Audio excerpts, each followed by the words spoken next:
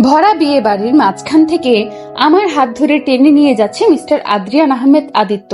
পুরো বিয়ে বাড়ির মানুষজন স্থির হয়ে তাকিয়ে আছে আমাদের দিকে, কেউ কিছু বলতে পারছে না। আমার আব্বু আম্মু আর ছোট ভাই সবাই শুধু তাকিয়ে আছে। আমার উঠবি সেও কিছু করতে পারছে না। সামান্য কিছু ফটোর পাওয়ার এত হতে পারে জানা ছিল না আমার। আজকের এই পরিস্থিতির জন্য শুধুমাত্র আমি দায়ী। আমার জন্যই এইরকম একটা পরিস্থিতি সৃষ্টি হলো। সেদিন যদি ছবিগুলো না তুলতাম তাহলে আজ এগুলো কিছুই হতো না। আদ্রিয়ান আহমেদ আদিত্য এমন নয় যে মানুষটাকে আমি চিনি না। একটা সময় ছিল যখন আমি এই মানুষটাকে পাগলের মতো ভালোবাসতাম। তার অবহেলা, অপমান সবকিছু সহ্য করেও তাকে পাগলের মতো ভালোবেসেছিলাম আমি। কিন্তু সেদিনের তার দেওয়া কঠিন অপমান আমি মরে গেলেও তার কিছু যায় আসে না, এটা জানার পর আর তার দিকে ফিরেও তাকাতে ইচ্ছে করেনি আমার। তার থেকে সরে এসেছি আমি। প্রায় 1 মাস হয়ে গেছে, তার মুখটাও আমি দেখিনি।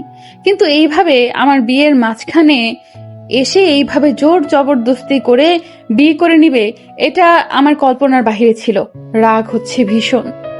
আমি মরে গেলেও যার কিছু যায় আসে না, সেই কিনা সামান্য ফটো নিয়ে বাজে কথা বলে এইভাবে বিয়ে করে নিবে। কিছুক্ষণ আগে কাজী আমায় কবুল বলতে বলবে এমন সময় আদিত্য তার সাঙ্গপাঙ্গ নিয়ে বিয়ে বাড়িতে উপস্থিত হলো। তাকে দেখে রীতিমতো চোখ রসগোল্লা হয়ে গেল আমার। আদিত্য আমার সামনে এসে বলল, ডার্লিং, এইভাবে বিয়ে করে নিলে কিভাবে হবে? আদিত্যর কথা শুনে আমি জাস্ট হা হয়ে তাকিয়েছিলাম। বলতে কি চাইছে উনি? এমন সময় আব্বু এসে আদিত্যের সামনে দাঁড়িয়ে বলল, তোমার সাহস তো কম নয়, আমার মেয়ের বিয়েতে এসে এভাবে কথা বলছো? শ্বশুর মশাই, এত কথা কেন বলছেন বলুন তো? আর আমি আপনার মেয়েকে বিয়ে করব? আমায় রেখে অন্য ছেলের সাথে বিয়ে কি করে দেন আপনি? একদম বাজে কথাও বলবে না। আদিত্য আব্বুর কাজ দেখে হেসে বলল, কুল ডাউন শ্বশুর মশাই, আপনার মেয়ে আমায় ভালোবাসে। আমরা একসাথে অনেকটা সময় কাটিয়েছি। এখন ওই সময়গুলোতে আমরা কি কি করেছি এটা আপনাকে হয়তো ভালোভাবে বোঝাতে হবে না। আর এখন আপনি আমায় রেখে অন্য ছেলের সাথে বিয়ে কি করে দেন? এমন সময় আমার উডবি রাসেল এসে বলল, তোর সাহস তো কম নয়, আমার উডবিকে নিয়ে বাজে মন্তব্য করছিস। সাথে সাথে আদিত্যের মাথা গরম হয়ে গেল। আদিত্য রেগে বলল, একদম তুই তোকারি করবে না। এই বলে আদিত্য কতগুলো ফটো বের করে রাসেলের হাতে দিল আর বলল, এইগুলো ভালো মতো দেখো আর বলো আমি মিথ্যা বলছি কিনা। রাসেল ফটোগুলো নিয়ে দেখতে শুরু করলো। আর ফটোগুলো এমন ছিল রাতের বেলা অনেকটা কাছাকাছি এসে দুজন মানুষের ছবি তোলা। একটার ভেতর তো আরশি আদিত্যের গালে কিস করছে। এইসব ফটো দেখে রাসেল আর আব্বুর মাথা গরম হয়ে আসলো।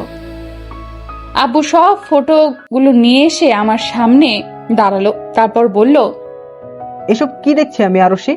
তুমি ছি ছি ছি ছি, তোমাকে আমার মেয়ে বলতেও ঘৃণা হচ্ছে, শেষে কিনা তুমি এই গুন্ডাটার সাথে। এই বলে যেই না আব্বু আমার গালে থাপ্পড় মারতে যাবে, সাথে সাথে আদিত্য এসে আব্বুর হাত ধরে বলল, এই ভুলটা একদম করবেন না শ্বশুর মশাই। আমি রেগে আদিত্যকে বললাম, আপনি কোন সাহসে আমার বাবার হাত ধরেন? কোনো অধিকার নেই আপনার। সাথে সাথেই আদিত্য হেসে বলল, অধিকার লাগবে, ওয়েট। এই বলে আদিত্য আমার হাত ধরে টানতে টানতে বিয়ের আসরে নিয়ে গেল। তারপর কাজীকে বলল, কাদি সাহেব বিয়ে পড়াতে শুরু করুন। আদিত্যের কথা শুনে আমি হা হয়ে গেলাম। তারপর বললাম, আমি আপনাকে বিয়ে করব না। হুট করে আদিত্য আমার কানের কাছে ঝুঁকে বলল, আমি জানতাম ডার্লিং তুমি এমন কিছুই বলবে। চুপচাপ যা বলছি তাই করো, তা না হলে কি করবেন আপনি? তোমার পুরো পরিবারে লাশ বানিয়ে দিব। তুমি জানো এটা করতে আমার হাত কাঁপবে না। সাথে সাথে কালো অন্ধকারে ঢেকে গেল সব। আমি মিনতির স্বরে বললাম, প্লিজ এমনটা করবেন না। তাহলে যা বলছি তাই করো ডার্লিং। এমনটা কেন করছেন? বিনিময়ে আদিত্য কিছু বলল না। আদিত্যের কথা শুনে চোখ বেয়ে পড়ল পানি। আদিত্যের উপর ঘৃণা বেড়ে গেল আমার। শেষে কিনা কেউ কিছু বলতে পারলো না। সবাই আদিত্যের পাওয়ারকে ভয় পায়, তাই সবাই শুধু চুপচাপ তামাশা দেখছিল। কবুল বলার মাধ্যমে বিয়ে হয়ে গেল। সবাই শুধু অবাক হয়ে আমাদের কাহিনী দেখে মজা নিচ্ছিল। হঠাৎই আদিত্য বলে উঠল, তাহলে বিয়ের কাজ শেষ, এখন তাহলে যাওয়া যাক বউ। হা হয়ে শুধু আদিত্যের কাণ্ড দেখলাম আমি। এমন সময় আব্বু বুকে হাত দিয়ে বসে পড়লো নিচে। সাথে সাথে আমি দৌড়ে গেলাম আব্বুর কাছে। বাবা, অসুস্থ শরীর নিয়ে বাবা চেঁচিয়ে বলে উঠলো, একদম ওই মুখে আমাকে বাবা বলবে না। অপর্ণা, তুমি ওকে আমার চোখের সামনে থেকে চলে যেতে বলো, আমি ওর মুখ দেখতে চাই না। বাবা। চোখ বেয়ে পড়লো পানি। এদিকে বাবার অবস্থা খারাপ হয়ে যাচ্ছে। সাথে সাথে রাসেল দেখতে শুরু করলো আব্বুকে, কারণ ও একজন ডাক্তার। এমন সময় আদিত্য আমার হাত ধরে টানতে টানতে নিয়ে আসলো। আদিত্যের কাজে ঘৃণা রাগ দুটোই হচ্ছিল, কিন্তু কিছু করতেও পারছিলাম না। বর্তমানে আদিত্য আমার হাত ধরে গাড়িতে বসিয়ে দিল, তারপর নিজে ড্রাইভিং সিটে বসে গাড়ি চালাতে শুরু করলো। চোখ বেয়ে পড়ছে পানি, আর ভাবতে লাগলাম আজ থেকে ঠিক কয়েক মাস আগের কথা। ভার্সিটি শেষে হেঁটে বাড়ি ফিরছি আমি। এমন সময় দেখলাম আমায় দেখে কিছুটা দূরে আদিত্য গাড়ির পাশে হেলান দিয়ে দাঁড়িয়ে আছে। ওকে দেখেই মুখে হাসি ফুটে উঠল। আদিত্য হলো একজন বড় মাপের মাফিয়া, দেখতে অসম্ভব সুন্দর। উনি মাফিয়া হলেও মনটা খুব ভালো। উনি সেই সব মানুষদের সাথেই খারাপ আচরণ করেন যারা গরিব মানুষদের কাছ থেকে তাদের শেষ সম্বল কেড়ে নিয়ে নিজের নামে করে, কিন্তু কখনো প্রকাশ করে না। আর এসব দেখে আদিত্যের প্রতি ভালো লাগা থেকে ভালোবাসা চলে যাই আমি। বহুবার বলেছি আদিত্যকে ভালোবাসি, কিন্তু আদিত্য পাত্তা দেয়নি। নানাভাবে তাকে প্রপোজ করেছি, কখনো ফুল দিয়ে তো কখনো চিঠি দিয়ে, কিন্তু আদিত্য সেগুলো ঠিকমতো দেখেওনি। দেওয়ার সাথে সাথে ফেলে দিয়েছে। আদিত্যকে প্রথম টিভিতে দেখেই সেই লেভেলের ক্রাশ খাওয়া আমি। তারপর তার কাজ দেখি ফিদা। আদিত্য বলতে পাগল আমি, কিন্তু এই আদিত্য ঠিক মতো আমার দিকে তাকায়ও না পর্যন্ত। তারপরেও বেহায়া মনটা তার দিকেই এগিয়ে যায় বেশি। হুট করেই দৌড়ে আদিত্যের সামনে দাঁড়িয়ে বললাম, জানেমান, তুমি এখানে কি করছো? আমায় দেখে আদিত্য রেগে বলল, আবার তুমি? তোমার সমস্যা কি? কতবার বলেছি এইসব ফালতু নাম দিয়ে ডাকবে না আমায়। আর তোমার কি আমায় দেখে ভয় হয় না? এই আদিত্যের নাম শুনে বড় বড় মন্ত্রীরা পর্যন্ত ভয় পায়, আর তুমি? এমন কেন করেন বলুন তো? আমি আপনাকে ভালোবাসি। ভালোবাসা? হাসলো আদিত্য, তারপর আমার পাশ কাটিয়ে চলে গেল আর বলল, নেক্সট টাইম যেন না দেখি তোমায়, একদম খুন করে দিব। সাথে সাথে ভেংচি কেটে বললাম, একদম খুন করে দিব ভালো না বাসলে। বিনিময়ে আদিত্য কিচ্ছু বলল না, গাড়ি করে চলে গেল। আর আমিও দীর্ঘশ্বাস ফেলে বলে উঠলাম, মিস্টার মাফিয়া, কবে যে তুমি আমায় ভালোবাসবা? তবে আমি জানি আজ নয় কাল ভালো তুমি আমাকেই বাসবে। এই ভেবে নাচতে নাচতে বাড়ির উদ্দেশ্যে রওনা হলাম আমি। রাত 8টা। বিছানায় শুয়ে আদিত্যের ছবির দিকে তাকিয়ে আছি আমি, আর ছবির সাথে কথা বলছি। মাফিয়া জানেমান, কবে যে তুমি বলবে আরুষি আই লাভ ইউ? কাছে গেলে শুধু তোমার সমস্যা কি? আরে জানেমান, আমার সমস্যা কি জানো না তুমি? তুমি তোমায় আমি ভালোবাসি কেন বুঝতে পারো না তুমি? যেখানে আমার জন্য অর্ধেক ছেলেরা পাগল, সেখানে এই ছেলেটা আমায় পাত্তা দিচ্ছে না। দাঁড়াও, যেদিন তোমার সাথে বিয়ে হবে সব শোধ নিব আমি।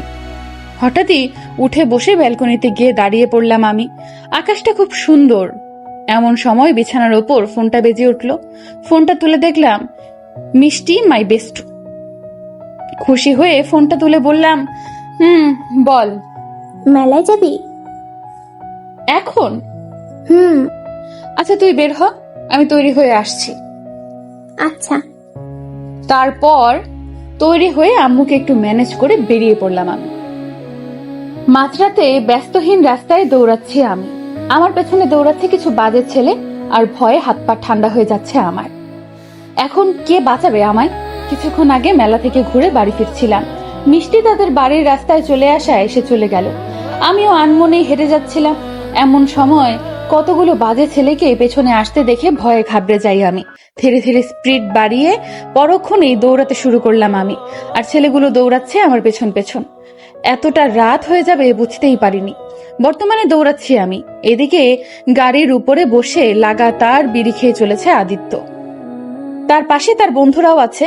মাঝে মাঝে আদিত্য এমন করে মাঝরাতে ব্যস্তহীন রাস্তায় এসে বসে থাকে। কেন করে সেটা তার বন্ধুরা জানে না। ভয়ে কখনো জিজ্ঞেস করতেও পারে না। হাঁপাতে হাঁপাতে একটু দাঁড়িয়ে পড়লাম আমি। হঠাৎই সামনে আদিত্যকে দেখে নিমেষেই ভয় গায়েব হয়ে গেল আমার। এমন একটা মুহূর্তে আদিত্যের সাথে দেখা হয়ে যাবে সেটা ভাবতেই পারিনি। এমন সময় পেছনে এসে দৌড়ালো ছেলেগুলো। সাথে সাথে দৌড়ে গিয়ে আদিত্যের পেছনে গিয়ে দাঁড়ালাম আমি। তারপর হাঁপাতে হাঁপাতে বললাম, জানেমান, এত রাতে এইভাবে তোমার সাথে দেখা হয়ে যাবে এটা ভাবতেই পারিনি। প্লিজ ওই গুন্ডাগুলোর হাত থেকে বাঁচাও আমায়। এদিকে আদিত্য এত রাতে একটা মেয়েলি কণ্ঠ শুনে অবাক হয়ে আরেকবার সিগারেট টান দিয়ে মুখ থেকে ধোঁয়া উড়িয়ে সামনের দিকে তাকালো। আবারও আরশিকে দেখে কিছু বলল না সে। ওর পেছনে থাকা ছেলেগুলোকে দিকে শুধু একবার তাকালো। তারপর ওর বন্ধুদের একটা ইশারা করতেই ওরা দ্রুত গতিতে আরশির পেছনের ছেলেগুলোর দিকে দৌড়ে দিল। আদিত্যের বন্ধুদের এভাবে দৌড়াতে দেখে বাজে ছেলেগুলো ভয়ে দৌড়ে পালালো। এদিকে আমি এইভাবে ছেলেগুলোকে দৌড়াতে দেখে খুশি হয়ে বললাম, থ্যাংক ইউ জানেমান। আমার কথা শুনে আদিত্য গাড়ি থেকে নেমে এসে বলল, এত রাতে এখানে কি করছো? ও কিছু না, একটু বান্ধবীদের সাথে মেলায় ঘুরতে এসেছিলাম।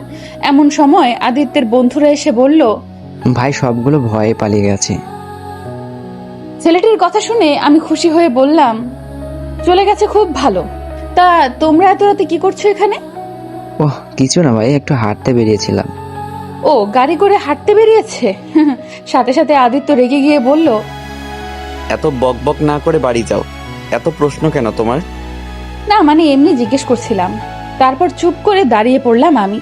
আমাকে এইভাবে দাঁড়িয়ে থাকতে দেখে আদিত্য ধমক দিয়ে বলে উঠল, কি হলো? কথা কি কানে যাচ্ছে না? সাথে সাথে আমি নেকা কান্না দিয়ে বললাম, একা যাব না, আমায় বাড়ি পৌঁছে দাও জানেমন। কি মাথা নষ্ট হয়ে গেছে তোমার? আমার মাথা ঠিকই আছে, তোমারটা গেছে। দেখেছো একটু আগে কতগুলো বাজে ছেলে পিছু নিয়েছিল, কোথায় বলবে তোমায় পৌঁছে দেই আমি? তা না। আমার কথা শুনে আদিত্য কিছু একটা ভেবে রাশেদকে বলল, রাশেদ তুই গিয়ে ওকে ওর বাড়ি পৌঁছে দিয়ে আয়। ও কেন যাবে, তুমি যাবে জানেমন। আচ্ছা চলো জানেমন, আমরা একসাথে হেঁটে বাড়ি যাই। আমার কথা শুনে আদিত্য চোখ গরম করে তাকালো আমার দিকে, কিন্তু পাত্তা দেয় কে। হুট করে আদিত্যের হাত ধরে হাঁটা শুরু করলাম আমি। সাথে আদিত্যের বন্ধুরাও ছিল, কেউ কিছু বলল না। আদিত্য নীরবতায় চলল।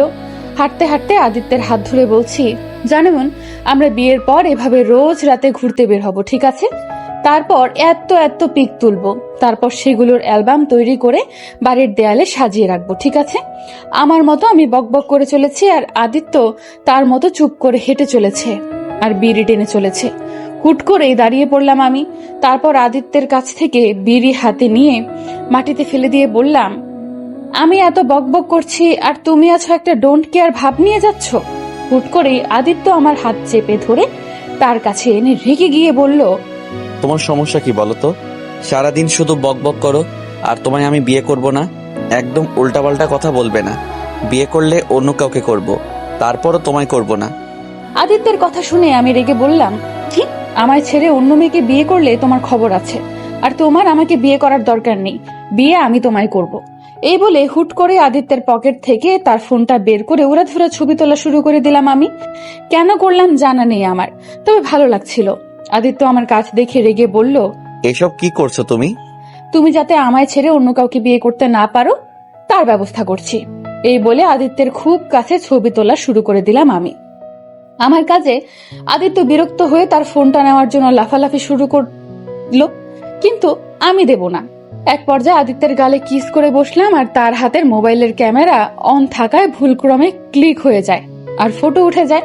হুট করে এমন কিছু হবে সেটা হয়তো আদিত্য আমি কেউই বুঝতে পারিনি। আদিত্য তার ফোনটা হাতে নিয়ে চেঁচিয়ে বলল, এসব কি করলে তুমি বেয়াদব মেয়ে? আদিত্যের ধমকে কেঁপে উঠলাম আমি। পরক্ষণেই কিছু না ভেবে দৌড়ে আদিত্যের কাছ থেকে চলে আসলাম আমি। জানি ওখানে থাকা মানেই বিপদ। একটু বেশি বাড়াবাড়ি হয়ে গেছে। বেশি বার বেড়ে গেছে মেয়েটার। ইচ্ছে করে কি কিছু করেছি কি? আর আদিত্য রাগে গজগজ করতে করতে চলে গেল আর হাজারটা গালি দিতে লাগলো। বাড়ি এসে সোজা দৌড়ে রুমে গিয়ে দরজা বন্ধ করে দিয়ে জোরে জোরে শ্বাস ফেলতে লাগলাম আমি। পরক্ষণেই মুচকি হেসে আমি ঘুম। এভাবেই কাটছিল আমার দিন। প্রতিদিন বিভিন্নভাবে আদিত্যকে বিরক্ত করি, নানাভাবে জ্বালাতন করি, আর আদিত্য শুধু আমাকে ইগনোর করতো আর অপমান করত। কখনো না কখনো আদিত্য আমাকে ভালোবাসবেই। আমার প্রতি একটু হলেও ফিলিংস ছিল আদিত্যের। কিন্তু তার এই ধারণা ভুল প্রমাণিত হলো সেদিন। আজকে ভার্সিটির নবীনবরণ অনুষ্ঠান, এই বছরে যারা নতুন ভার্সিটিতে ভর্তি হয়েছে তাদের জন্য, আর আমি সিনিয়র হওয়ার জন্য তার দায়িত্ব আমার উপরেও পড়েছে। আজকে সবাই শাড়ি পরে ভার্সিটি যাবে, আমিও যাব ভাবতেই খুশি খুশি লাগছে খুব। শাড়ি বরাবরই ফেভারিট আমার।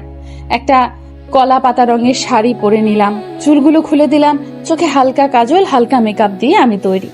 এমন সময় রুমে আসলো মিষ্টি, ও শাড়ি পরেছে। তারপর দুজনেই খুশি হয়ে চলে গেলাম ভার্সিটিতে। দুপুরের দিকে প্রায় সবার স্যার ম্যামদের ভাষণ শেষ করে অনুষ্ঠান প্রায় শেষের দিকে এক রাশ বিরক্তি মাখা মুখ নিয়ে বসেছিলাম আমি। এদিকে আদিত্য আর তার বন্ধু বান্ধব একটা ছেলেকে ধরার জন্য দৌড়াচ্ছিল। ছেলেটির দোষ ছিল, ছেলেটি ড্রাগ পাচার করত, আর আদিত্য এটা জানতে পেরে যায় কোনোভাবে। আর ছেলেটিকে ধরার জন্য দৌড়াচ্ছে আদিত্য। আদিত্যের সামনে থাকা ছেলেটি দৌড়াতে দৌড়াতে এক পর্যায়ে একটি ভার্সিটির ভেতর চলে যায়, আর তার পেছন পেছন আদিত্য ভেতরে ঢুকে যায়। কারতালির মাধ্যমে অনুষ্ঠান শেষ করে সবাই বাড়ি ফেরার উদ্দেশ্যে রওনা হব। এমন সময় চারদিকে গুলির শব্দ, সাথে সাথে সবার দৌড়াতে দেখে ঘাবড়ে গেলাম আমি। সবাই দৌড়াচ্ছে কেন? এমন সময় মিষ্টি বলল, আরুষি তাড়াতাড়ি ছুটে আয়। ওর কথার মতো যখনই আরশি ছুটে যায় তখনই একটা ছেলে ওর হাত টান দিয়ে নিয়ে মাথায় বন্দুক ঠেকিয়ে বলে, ওইখানে দাঁড়া আদিত্য, তা না হলে এই মেয়েটার মাথা গুলি মেরে উড়িয়ে দিব আমি। ছেলেটির কথায় আমিও তাকালাম আদিত্যের দিকে। ভয়ে কলিজা কেঁপে উঠলো আমার। আবার কোথাও থেকে মন বলে উঠছিল আদিত্য বলবে আমায় ছেড়ে দিতে, কিন্তু ছেলেটির এমন কাজে আদিত্য হাসলো, হেসে বলল, তাই নাকি? তা দে না, ও আমার বউ না অন্য কিছু যে তুই ওকে মেরে ফেললে আমি ভয় পাবো আর তোকে ছেড়ে দেব? এদিকে আদিত্যের এমন কথা শুনে আমি হা হয়ে গেলাম। আমি মরে গেলেও কিছু যায় আসে না আদিত্যের। মুহূর্তের মধ্যে আদিত্যের প্রতি আমার সব ইচ্ছে স্বপ্ন ভেঙে চুরমার হয়ে গেল। সেদিনের আদিত্যের দেওয়া আঘাত আমি মেনে নিতে পারিনি। আমি মরে গেলেও যায় আসে না, সে আর যাই হোক কোনোদিনও আমায় ভালোবাসতে পারবে না। এদিকে আদিত্যের কথার তালে তালে আদিত্যের বন্ধুটা পেছন থেকে ছেলেটি ধরে ফেললো, আর আমায় ছাড়িয়ে ছেলেটি ধরে চলে গেল তারা। ছেলেটি ছেড়ে দিতেই মিষ্টি এসে আমায় ধরলো। মুহূর্তের মধ্যেই সব কালো অন্ধকারে ডুবে গেল। অতিরিক্ত ভয় আঘাত দুটো একসাথে মস্তিষ্কের কোণে এসে ধাক্কা মারলো, আর জ্ঞান হারালাম। সেদিনের পর থেকে আরশি আর আদিত্যকে জ্বালাতন করেনি, আর না কখনো ওর সামনে গেছে। পুরো 1 মাস ঘরবন্দি থেকেছে সে, না কারোর সাথে তেমন কথা বলেছে। শুধু রুমের ভিতর বসে আদিত্যের সব স্মৃতি একে একে দাফন করে দিয়েছে। এর ভিতরে তার বাবাও তাকে বিয়ের জন্য তাড়া দিচ্ছিল, আর সেও রাজি হয়ে যায়। কিন্তু এইভাবে হুট করে আদিত্য এমন কিছু করবে সেটা কল্পনা বাইরে ছিল আরশির। কি হলো? গাড়ি থেকে বের হও, আমরা এসে পড়েছি। হঠাৎ আদিত্যের মুখে এমন কথা শুনে আরশি তার কল্পনা জগৎ থেকে বেরিয়ে আসলো। মিটমিট চোখে বাইরে তাকালো। ইয়া বড় একটা বাড়ি। আরশি বের হলো না গাড়ি থেকে। আরশির কাজ দেখে আদিত্য কুলে তুলে নিল আরশিকে। আদিত্যর এমন কাজে আরশি অবাক হয়ে তাকালো। কষ্ট হচ্ছে তার পুরনো কথাগুলো ভেবে। শুধু মস্তিষ্কের কোণে একটা কথাই বাজলো তার, কেন এমন করলো আদিত্য? আদিত্য আমায় কোলে করে নিয়ে এসে একটা দুলতলে সাদা বিছানায় বসিয়ে দিল। রাগ হচ্ছে ভীষণ। আমি রেগে আদিত্যকে বললাম, এসব কি হচ্ছে? এসব করার মানে কি? জোর জবরদস্তি করে বিয়ে করলেন কেন? আদিত্য শান্তস্বরে বলল, বলবো পরে, তুমি এখন রেস্ট নাও ডার্লিং, বাকি কথা পরে হবে। আগে তোমার জন্য খাবারের ব্যবস্থা করি। আপনি কি আমার সাথে মশকরা করছেন নাকি? আমি থাকবো না আপনার সাথে। এই বলে যেই না বিছানা থেকে উঠে যেতে যাব, সাথে আদিত্য আমায় বিছানার সাথে চেপে ধরে বলল, এই ধরনের ভুল একদম করো না ডার্লিং। 1 মাস প্রচুর পুড়িয়েছো আমায়, তার শাস্তি যে তোমায় পেতে হবে। আপনাকে পুড়িয়েছি মানে? আমাদের দেখা হলো কোথায়? এত কথা এখন বলতে পারবো না তোমায়। চুপ করে বসে থাকো এখানে। 1 পা নড়লে একদম পা ভেঙে বসিয়ে রাখবো। আমি আজকে খুব খুশি, তাই একদম রাগাবে না আমায়। এই বলে আমায় ছেড়ে দিয়ে দরজার সামনে থেকে বন্ধ করে চলে যায় আদিত্য। আদিত্যের কাছে চরম বিরক্ত আমি। কি পেয়েছি কি আমায়? যখন যা ইচ্ছা হবে তাই করবে নাকি? বিছানার চাদর চেপে ধরে নিজের রাগকে কন্ট্রোল করছি আমি। কিছুক্ষণ পর আদিত্য হাতে করে কিছু খাবার নিয়ে রুমে আসলো। আদিত্যকে দেখলেই মাথা গরম হয়ে যাচ্ছে আমার। একদম সহ্য হচ্ছে না। এই ছেলেটার জন্য কতটা অবহেলা সহ্য করেছি, কতবার নিজেকে নিজেই আঘাত করেছি। আদিত্যের স্মৃতি ভুলে যাওয়ার কত কিছু করেছি আমি, আর সেই আদিত্য কিনা কোনো কিছু মেনে নিতে পারছি না আমি।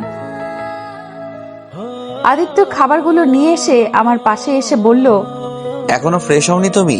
তুমি কি চাও আমি তোমায় ফ্রেশ করিয়ে দেই? একদম বাজে কথা বলবেন না, আমার ভালো লাগেনি তাই ফ্রেশ হইনি। হাসলো আদিত্য। আদিত্যের হাসি একদমই সহ্য হচ্ছে না আমার। আদিত্য তার হাসি থামিয়ে বলল, ঠিক আছে, ফ্রেশ হতে হবে না, আমি তোমায় খাইয়ে দিচ্ছি। আমি খাবো না। বেশি বাড়াবাড়ি করছো তুমি।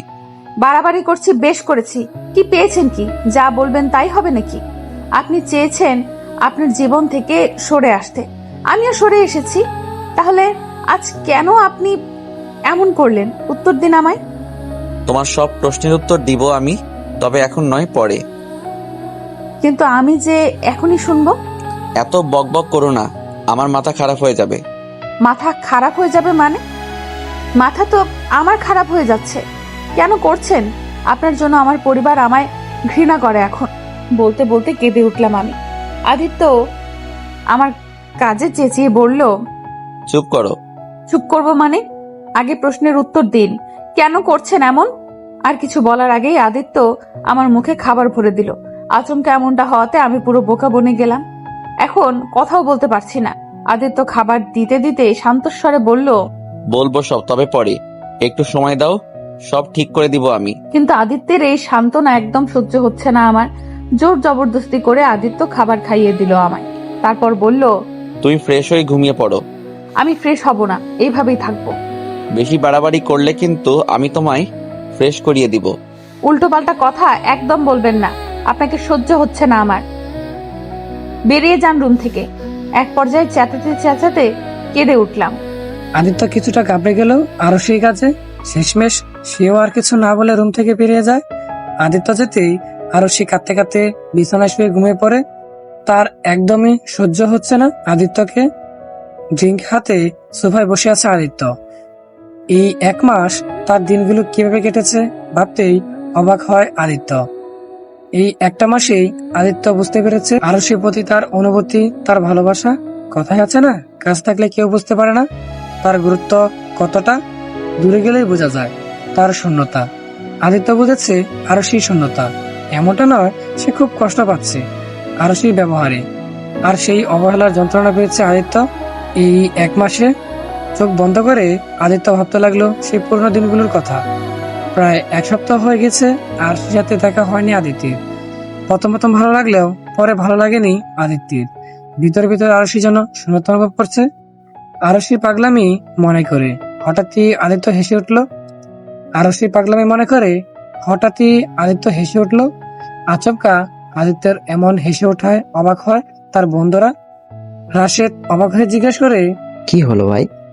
রাশেদের কথায় আদিত্য তার কল্পনা জগৎ থেকে বেরিয়ে আসলো। তারপর বলে উঠল, না, তেমন কিছু নাই, বাদ দে। ও আচ্ছা ভাই।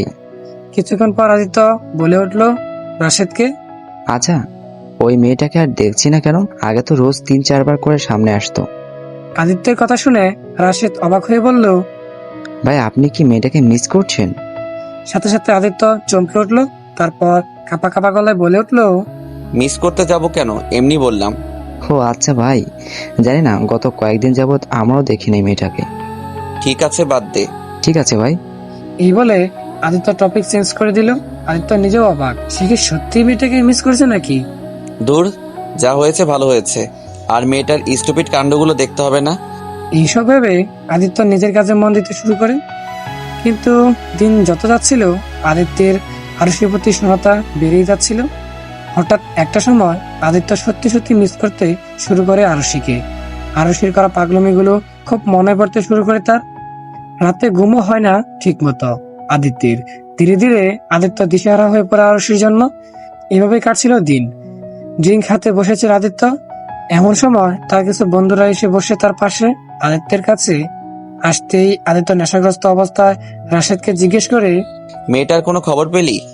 ভাই খবর তো পাইনি, শুধু জেনেছি মেয়েটা নাকি ভার্সিটিতে যাচ্ছে না অনেকদিন যাবৎ। ভার্সিটি?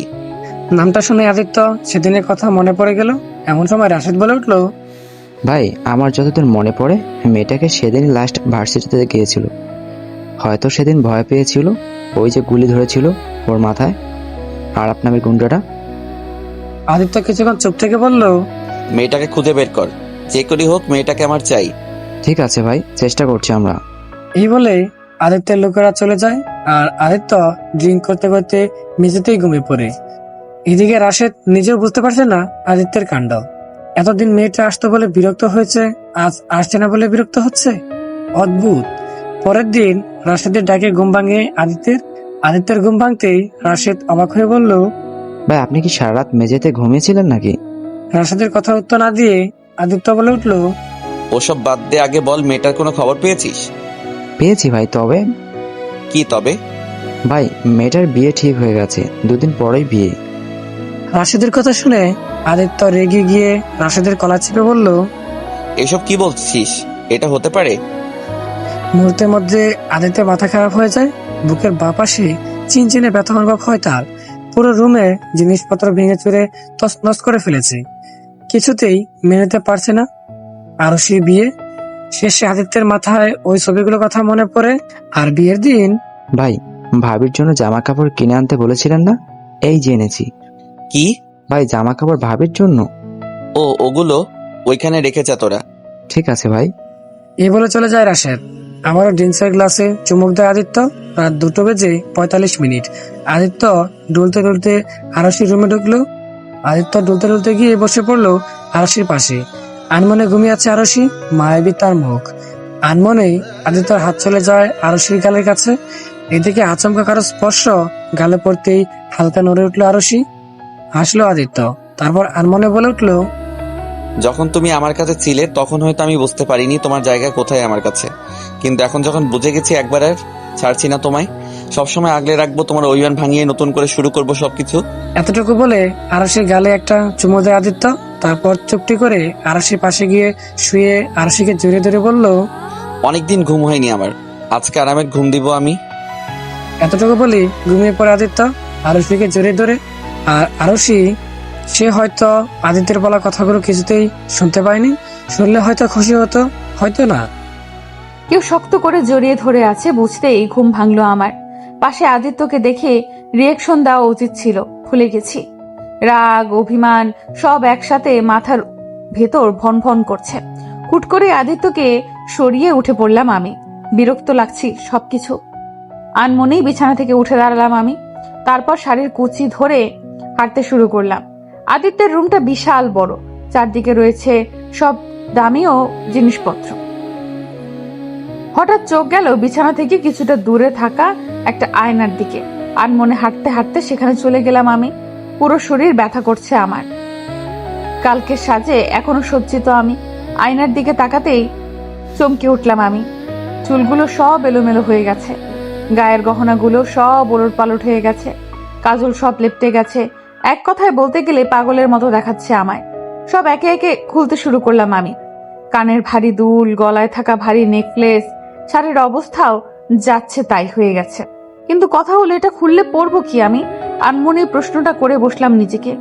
এমন সময় চোখ বন্ধ করেই আদিত্য বলে উঠলো, ওই আলমারিতে অনেকগুলো শাড়ি সালোয়ার কামিজ সহ আরো অনেক জিনিসপত্র আছে, যেটা ভালো লাগে পরে ফেলতে পারো।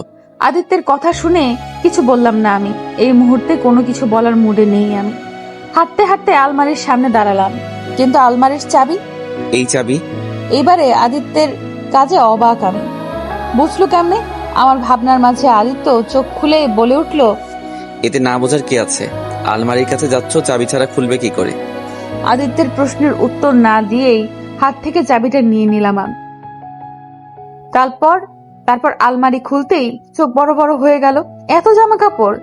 তাদের মাঝখান থেকে একটা রেড কালারের শাড়ি নিয়ে চোখ গেল কেমন আনমনেই ওটা হাতে নিয়ে চলে গেলাম ওয়াশরুমে।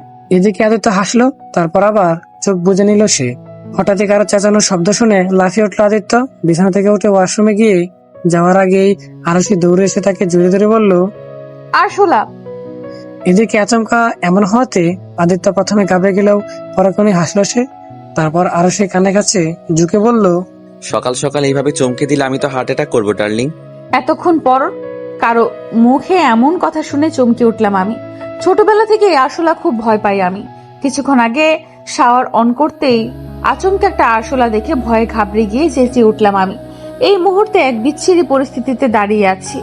লজ্জায় মাটির সাথে মিশে যেতে ইচ্ছে করছে আমার। আস্তে আস্তে চোখ খুললাম আমি। আদিত্যকে হাসতে দেখে রাগ হচ্ছে, কিন্তু কিছু বলতে পারছি না। আচমকাই আদিত্যকে ধাক্কা মেরে সরিয়ে দিয়ে আবার দৌড়ে ওয়াশরুমে চলে গেলাম আমি। ভয় করছে এখন। চোখ খুলতেই আবারও আরশোলাকে দেখে আবারও চেঁচিয়ে উঠলাম আমি। আবার ওয়াশরুম থেকে বেরিয়ে আসলাম। ওয়াশরুমের দরজা বন্ধ করে দরজার সাথে হেলান দিয়ে দাঁড়িয়ে পড়লাম আমি। আজকে গোসল করা হবে না মনে হয় আমার। এদিকে আমার কাণ্ড দেখে আদিত্য হাসতে হাসতে শেষ। কি করব কিছু বুঝতে পারছি না। আমি চেঁচিয়ে বলে উঠলাম, এত হাসার কি আছে? আদিত্য তার হাসি থামিয়ে বলল, হাসবো না? আদিত্যের মতো একজন সাহসী ছেলের বউ হয়ে তুমি কিনা সামান্য আরশোলা দেখে ভয় পাচ্ছ? ওভাবে তাকানোর মতো কিছু বলিনি। তবে যাই বলো, আরশোলাকে একটা ধন্যবাদ দেওয়া উচিত। ধন্যবাদ দিবেন মানে? এটাকে তো ধরে এনে পিটানো উচিত। হাসলো আদিত্য। কিছুক্ষণের জন্য হলেও আদিত্যের হাসির দিকে চোখ আটকে গেল আমার। কি সুন্দর হাসি! ছেলেটা এত সুন্দর কেন? হঠাৎই আবার পুরনো কথা ভেবে রাগ উঠলো আমার। একটু গম্ভীর গলায় বললাম, হাসা শেষ হয়ে গেলে এখন বলা হোক আমি গোসল করব কোথায়? আমার কথা শুনে আদিত্য তার হাসি থামিয়ে উঠে দাঁড়িয়ে আমার দিকে এগোতে লাগলো। আচমকা আদিত্যের এমন কাজে ঘাবড়ে গেলাম আমি। তবে প্রকাশ করলাম না। স্থির দৃষ্টিতে তাকিয়ে রইলাম তার দিকে। পরক্ষণে আবার চোখ নামিয়ে ফেললাম। এদিকে আদিত্য এগোতে এগোতে আমার একদম কাছে চলে এসেছে। শরীরের পশম দাঁড়িয়ে উঠলো আমার। শ্বাস বেরিয়ে আসার উপক্রম। আদিত্য ওয়াশরুমে দাঁড়িয়ে দরজার দিকে হাত লাগিয়ে দাঁড়ালো। তার এমন কাজে প্রায় ঘাবড়ে গেছি আমি। ভয়ে হাত পা ঠান্ডা হয়ে যাচ্ছে আমার। আচমকা আদিত্য ঝুঁকে পড়লো আমার দিকে। সাথে সাথে খিচে চোখ বন্ধ করে নিলাম আমি। তারপর আরো সে কানে কাছে ঝুঁকে বলল, এইভাবে ভেজা অবস্থায় সামনে আসলে নিজেকে কন্ট্রোল করা যে দায় হয়ে দাঁড়াবে সুন্দরী। আদিত্যের মুখে এমন একটা কথা শুনে পুরাই শকড খেলাম আমি। এতক্ষণ পরে মনে পড়েছে যে আমি ভিজে গিয়েছিলাম। ছি ছি ছি, কি বিচ্ছিরি একটা অবস্থা। আমি রাগী লুক নিয়ে আদিত্যের দিকে তাকালাম। ইচ্ছে করছে শালার মাথাটা বাড়ি মেরে ভেঙে দেই। হুট করে আদিত্য ওয়াশরুমের দরজা খুলে ভেতরে ঢুকে পড়লো। আশপাশে তাকিয়ে কোথাও আরশোলা না দেখে বলে উঠল সে, চলে গেছে, এখন গোসল করে নাও। আদিত্যের কথা শুনে আদিত্যের পেছন থেকে টিপ টিপ চোখে তাকালাম আমি আশেপাশে। সত্যিই নেই। কি বাজে আরশোলা মাইরি! উফ, বাঁচা গেল। তারপর আর কি, আদিত্য চলে গেল। আমিও ওয়াশরুমের দরজা বন্ধ করে দিলাম। এদিকে আদিত্য হাসতে হাসতে শেষ। আসলেই পাগলি একটা। বিকেলে আনমনে বেলকনির রেলিং ধরে দাঁড়িয়ে আছি আমি। কষ্ট হচ্ছে খুব। পরিবারের সবাই আমাকে ঘৃণা করছে। কোথাও না কোথাও এসবের জন্য আমিই দায়ী। কিন্তু এখনো বুঝলাম আদিত্য এমন কিছু কেন করলো। এই প্রশ্নটা মাথা খারাপ করে দিচ্ছে আমার। এমন সময় আকাশে কালো মেঘ এসে ঢেকে দিল পুরো শহরটা। আকাশের গর্জন করছে, হয়তো তুমুল বেগে বৃষ্টি হবে। হঠাৎই মনে পড়ে গেল এই বৃষ্টির দিনে ছোট ভাইয়ের সাথে করা দুষ্টু মিষ্টি মজাগুলো। ছাদে উঠে লাফালাফি দিনগুলো সত্যিই খুব সুন্দর ছিল ভেবে দীর্ঘশ্বাস ফেললাম আমি। কিছুক্ষণের মধ্যেই মেঘের কোল থেকে বৃষ্টি পড়তে শুরু করলো। গাছের পাতা সহ আশেপাশের জায়গা থেকে টপ টপ করে বৃষ্টির শব্দ এসে কানে বাজতে লাগলো। আনমনে বেলকনির রেলিং এর ভেতরে হাত চলে গেল আমার। বৃষ্টি বরাবরই পছন্দের আমার। আজকেও ভালো লাগছে। বেলকনিতে বৃষ্টির পানি ছিটকে আসছে ভেতরে। বৃষ্টিতে ভিজে যাচ্ছি আমি। হুট করেই ঠোঁটের কোণে এক চিত্তে হাসি ফুটে উঠল। আনমনেই দাঁড়িয়ে আছি আমি, আর বৃষ্টি এসে ভিজিয়ে দিচ্ছে আমার পুরো শরীর। চোখ বন্ধ করে বৃষ্টির পানির গায়ে মাখাচ্ছি আমি। এদিকে আদিত্য রুমে ঢুকে দেখলো পুরো রুম অন্ধকারে ঢেকে গেছে। তবে বাহিরের মৃদু আলোতে সবটা দেখা যাচ্ছে। আশেপাশে তাকিয়ে কোথাও আরুষির দেখা দেখলো না আদিত্য। হঠাৎই তার চোখ গেল ব্যালকনির দিকে। মৃদু আলোতে আদিত্য হেঁটে চলল আরুষির কাছে। পুরনো কথাগুলো সব ভেসে আসলো সামনে। পরিবারের কথা ভেবে কষ্ট হচ্ছে আবার। আদিত্যের অবহেলাগুলো সব একে একে বেরিয়ে আসছে। চোখ বেয়ে পড়ছে পানি। কেন এমন হলো? আমি তো ভুল কিছু করিনি। আনমনেই ভালোবেসেছিলাম আদিত্যকে। আর ভালোবাসার মানুষকে এত কষ্ট দেয় জানা ছিল না আগে। ভেতরে ভেতরে জ্বলে পুড়ে ছারখার হয়ে যাচ্ছে আমি। বৃষ্টির পানি আর চোখের পানি মিশে এক হয়ে যাচ্ছে। হুট করেই কেউ পেছন থেকে হাত দিল কাঁধে। হঠাৎ কি হলো জানা নেই। হুট করে তাকে শক্ত করে জড়িয়ে ধরলাম আমি। তারপর কেঁদে কেঁদে বলে উঠলাম, কেন এমন করলে তুমি? আমি তো শুধু ভালোবেসেছিলাম তোমায়। হাজার হাজার স্বপ্ন বুনেছিলাম তোমায় নিয়ে। তোমার তো তোমায় তো শুধু ভালোবেসেছিলাম, আর ভালোবাসলে বুঝি এত কষ্ট পেতে হয়? কেন এমন করলে আদিত্য? দুঃখে কথাগুলো বলে কেঁদে উঠলাম আমি আদিত্যকে জড়িয়ে ধরে। এদিকে আরশির প্রশ্নের উত্তর কি দিবে জানা নেই আদিত্যের। এতক্ষণ চুপটি করে শুধু আরশির কথাগুলো শুনছিল আদিত্য। সে জানে সে ভুল করেছে, বড় ভুল করে বসে আছে। তার নিজেকে বুঝতে অনেকটা দেরি হয়ে গেছে, আর তার এই ভুলের জন্য সে নিজেও কষ্ট পাচ্ছে আর আরশিকেও কষ্ট দিচ্ছে। কিছু না বলেই আদিত্য আরশিকে শক্ত করে জড়িয়ে ধরলো। দুজনেই বৃষ্টি পানিতে ভিজে যাচ্ছে, কিন্তু সেদিকে তাদের কোনো হুঁশ নেই। আনমনেই দুজন দুজনকে জড়িয়ে দাঁড়িয়ে আছে। দুজনের মনেই কষ্ট আছে, কারোটা প্রকাশ পাচ্ছে আর কারোটা বুকের গহীন অতলে ডুবে আছে। হয়তো কোনো একদিন প্রকাশ পাবে, হয়তো না। রাত 11টা, কাঁথা মুড়ি দিয়ে গুটিসুটি মেরে শুয়ে আছে আরশি, আর তার পাশে তার হাত শক্ত করে ধরে আছে আদিত্য। নিজেকে খুব অপরাধী মনে হচ্ছে তার, কিন্তু সে কি করত? যদি সত্যি সত্যি আরশি অন্য কারোর সাথে বিয়ে হয়ে যেত, তাহলে সে কি করে বাঁচত? ছোটবেলা থেকেই সে একা থাকে, হঠাৎ যখন কাউকে নিয়ে বাঁচতে যাচ্ছে তখনই সে দূরে সরে যাচ্ছে কেন? উত্তরটা মেলে না আদিত্যের। সূর্যের ফুরফুরে আলোতে ভরে গেছে চারপাশ। সূর্যের হালকা তাপ মিশানো রোদ্দুর এসে পড়েছে আদিত্যের মুখে। বিছানায় মাথা দিয়ে আরশির হাত জড়িয়ে ধরেই কাল রাতে বসে বসে ঘুমিয়ে পড়ছিল সে। ধীরে ধীরে চোখ খুলল আদিত্য। এখনো ঘুমের রেশ কাটেনি তার। চোখ খুলে আরশির ঘুমন্ত ফেসের দিকে তার চোখ আটকে গেল। আনমনেই আদিত্যের হাত চলল আরশির গালের কাছে। গালে হাত রাখতেই চমকে যায় আদিত্য, কারণ আরশির গাল প্রচন্ড বেগে গরম। অসময়ে বৃষ্টিতে ভিজলে যা হয় আর কি। আদিত্য নিজের হাত সরিয়ে আরশির কপালে হাত দিল, তারপর নিজের কপালেও হাত দিয়ে তাপমাত্রা দেখতে লাগলো। আদিত্য বুঝলো কালকে বৃষ্টিতে ভিজে আরশির জ্বর এসেছে। আদিত্য বিছানা থেকে উঠে একটা বাটিতে করে পানি নিল, তারপর শুকনো কাপড় ভিজিয়ে আরশির কপালে জলপট্টি দিতে লাগলো। তারপর নিজের ফোনটা বের করে ডাক্তারকে কল করলো। কিছুক্ষণের মধ্যে ডাক্তার চলে আসলো। আরশিকে দেখে কিছু ওষুধের নাম লিখে দিল, আর কয়েক ঘন্টা পর মাথায় জলপট্টি দিতে বলল। আদিত্য তার লোকেদের বলে ওষুধ আনিয়ে নিল। টিপ টিপ চোখ মেলে তাকালাম আমি। অসম্ভব ক্লান্ত লাগছে, চোখ দিয়ে মনে হচ্ছে পানি পড়ছে আপনা আপনি। চোখ দুটো জ্বলছে ভীষণ।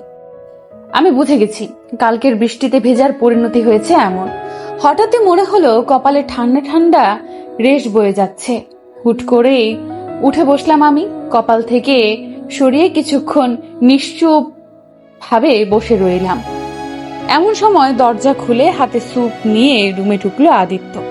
আমায় এইভাবে বসে থাকতে দেখে দ্রুত গতিতে এসে স্যুপের বাটি পাশের টেবিলে রাখতে রাখতে বলল, বসছো কেন? শুয়ে থাকো। নিশ্চুপ ভঙ্গিতে আদিত্যের মুখের দিকে তাকালাম আমি। আদিত্য আমার চাহনি দেখে বলে উঠল, আমি জানি তুমি খুব ক্লান্ত, তাই চুপটি করে শুয়ে থাকো, আমি তোমায় খাইয়ে দিচ্ছি।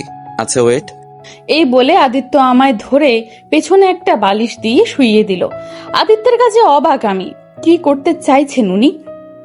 হুট করে আদিত্য স্যুপের বাটি হাতে নিয়ে বলল, হা করো। অবাক চোখে তাকালাম আমি আদিত্যের দিকে। আমার চাহনি দেখে আদিত্য বলে উঠল, কি হলো? হা করতে বলেছি, আমার মুখের দিকে তাকিয়ে থাকতে বলিনি। ছলো ছলো চোখে তাকালাম আমি আদিত্যের দিকে। হুট করে আদিত্য মুখের ভেতর স্যুপ দিয়ে দিল। আমি অবাক হয়ে আনমনে খেতে শুরু করলাম। কিছুক্ষণ যেতেই মুখ ঘুরিয়ে নিলাম আমি। আদিত্য আমার কাজ দেখে রেগে বলে উঠল, সবটা খেতে হবে? আরে খেতে ইচ্ছে করছে না। সেটা বললে তো শুনছি না। এক প্রকার জোর করে আদিত্য পুরো স্যুপ খাইয়ে দিল আমায়। তারপর রুমাল দিয়ে মুখ মুছিয়ে দিয়ে ওষুধ খাইয়ে দিয়ে আমায় শুইয়ে দিয়ে চলে গেল আদিত্য। আমি অবাক চোখে তাকিয়ে রইলাম আদিত্যের দিকে। এত বদলে গেল কি করে? রাগ অভিমান দুটোই হচ্ছে এই মুহূর্তে। যদি বদলানোরই ছিল, আগে কেন বদলালে না তুমি? সারাদিনটাই আদিত্যের সেবায় কেটে গেল। অদ্ভুত লাগলো সবকিছু। আদিত্য বদলে গেছে, তাহলে কি ও আমায় ভালোবাসে নাকি অন্য কিছু? মস্তিষ্কের কোণে প্রশ্ন এসে নাড়া দিল। উত্তর তো শুধু আদিত্যই দিতে পারবে। রাত 2টা, ক্লান্ত শরীর নিয়ে বিছানা থেকে উঠে বসলাম আমি। আদিত্য পাশেই বসে ঘুমিয়ে আছে। অদ্ভুত এক মায়া আছে আদিত্যের মুখে। সারাদিন ঘুমিয়ে থাকলে কি আর রাতে ঘুম আসে নাকি? তার উপর জ্বর, কোনো কিছু ভালো লাগছে না। হঠাৎই মায়ের কথা মনে পড়ে গেল আমার। আগে জ্বর আসলে মাকে সারা রাত জড়িয়ে ধরে ঘুমিয়ে থাকতাম। বড্ড মন খারাপ হচ্ছে এখন। আস্তে আস্তে বিছানা থেকে উঠে দাঁড়ালাম আমি। চারিদিকে আধো অন্ধকারে ঢেকে গেছে। জানালা ভেদ করে রাতের মৃদু আলো আসছে রুমে। ক্লান্ত মাখা শরীর নিয়ে আস্তে আস্তে হেঁটে জানালার পাশে দাঁড়ালাম আমি। আকাশটা পুরো পরিষ্কার, কোথাও কোনো তারার রেখা নেই। আনমনেই আকাশের দিকে তাকিয়ে আছি আমি। এদিকে আদিত্যের আচমকাই ঘুম ভেঙে যায়। আবছা চোখে পাশে আরশিকে না দেখে ঘাবড়ে আটকে উঠল সে। লাফ মেরে বিছানা থেকে উঠে দাঁড়ালো সে। চারপাশে চোখ বুলিয়ে জানালার পাশে আরশিকে দেখতে পেয়ে স্বস্তি নিঃশ্বাস ফেললো সে, যেন তার আপন মনে প্রাণ ফিরে পেয়েছে। এই জন্যই বলা হয়েছে, কারো মায়ায় জড়িও না প্রিয়। প্রিয় মানুষটা একটু চোখের আড়াল হলেই দম বন্ধ হয়ে যাওয়ার পরিণতি চলে যায়। বরাবরই আদিত্যর ভালোবাসা কি জানা ছিল না তার, তাই হয়তো এখন একটু বেশি ভয় হয় তার। হুট করেই আদিত্য দৌড়ে গিয়ে পিছন থেকে জড়িয়ে ধরল আরশিকে। আচমকা কেউ জড়িয়ে ধরাতে ঘাবড়ে গেলাম আমি। শরীর কাঁপছে আমার। তুমি এখানে দাঁড়িয়ে আছো, জানো তোমায় না দেখতে পেয়ে কতটা ভয় পেয়ে গিয়েছিলাম আমি। আদিত্যের মুখের কথা শুনে কি উত্তর দিব আমি ভুলে গেছি। অনেক কিছু বলতে ইচ্ছে করছে, কিন্তু শরীর সেটা যাচ্ছে না। আর কিছুক্ষণ দাঁড়িয়ে থাকলেই হয়তো আমি মাথা ঘুরে পড়ে যাব। আনমনেই আদিত্যকে বলে উঠলাম আমি, আমায় বিছানায় নিয়ে চলুন। আদিত্য আমার কথা শুনেই কোলে তুলে নিল। তারপর বিছানায় নিয়ে এসে বসিয়ে দিয়ে বলল, না ঘুমিয়ে ওখানে কি করছিলে তুমি? ভালো লাগছে না আমার, ঘুমাবো আমি। বিনিময় আদিত্য কিছু বলল না। আরশিকে চুপটি করে বিছানায় শুয়ে দিল সে। কষ্ট তারও হচ্ছে। আরশি বলা কথাগুলো তার হৃদয়কে ক্ষত বিক্ষত করে দিচ্ছে। তারপরও কিছু বলতে পারছে না, কারণ এটা তার প্রাপ্য। কিছুক্ষণের মধ্যেই আরশি ঘুমিয়ে পড়লো। আদিত্য আরশি মাথায় হাত বোলাতে বোলাতে সেও ঘুমিয়ে পড়লো। মাঝখানে কেটে গেল অনেকগুলো দিন। এই কয়েকদিন আদিত্য অনেক যত্ন নিয়েছে আরশির। সারাদিন রাত আরশি সুস্থতার জন্য সব করে গেছে সে। এখন আরশি পুরোপুরি সুস্থ। আদিত্য ভেবেছে আজকে আরশিকে তার মনের কথা বলে দিবে। তারপর আরশি যা করে তার বিশ্বাস আরশি তাকে ক্ষমা করে দিবে, সব আবার আগের মতো করে ফেলবে। একগুচ্ছ গোলাপ কিনে গাড়ি ড্রাইভ করছে সে। মনটা ফুরফুরে লাগছে তার। অনেকদিনের ইচ্ছে আজ পূরণ করে ফেলবে সে। বিছানায় বসে আছি আমি, হাতে ফোন। উদ্দেশ্য হলো বাড়িতে একটা ফোন করা। কতদিন হয়ে গেছে বাড়ির কারোর সাথে না কথা হয়েছে না দেখা হয়েছে। খুশি মনে ফোনটা তুলে বাড়িতে একটা ফোন করলাম আমি। প্রথম কলে কেউ ফোন তুললো না। আবারও ফোন করলাম আমি। ওপাশ থেকে এসে ছোট ভাই রুহান ফোন ধরলো। ধরে বলল, হ্যালো। আমি খুশি হয়ে বললাম, ভাই আমার, কেমন আছিস তুই? তুমি কেন ফোন দিছো আপু? রুহানের কথা বুকের ভেতর ঠক করে উঠল আমার। আমি শান্ত মনে বলে উঠলাম, ভাই এমন ভাবে কেন কথা বলছিস? আম্মুকে ফোন দে।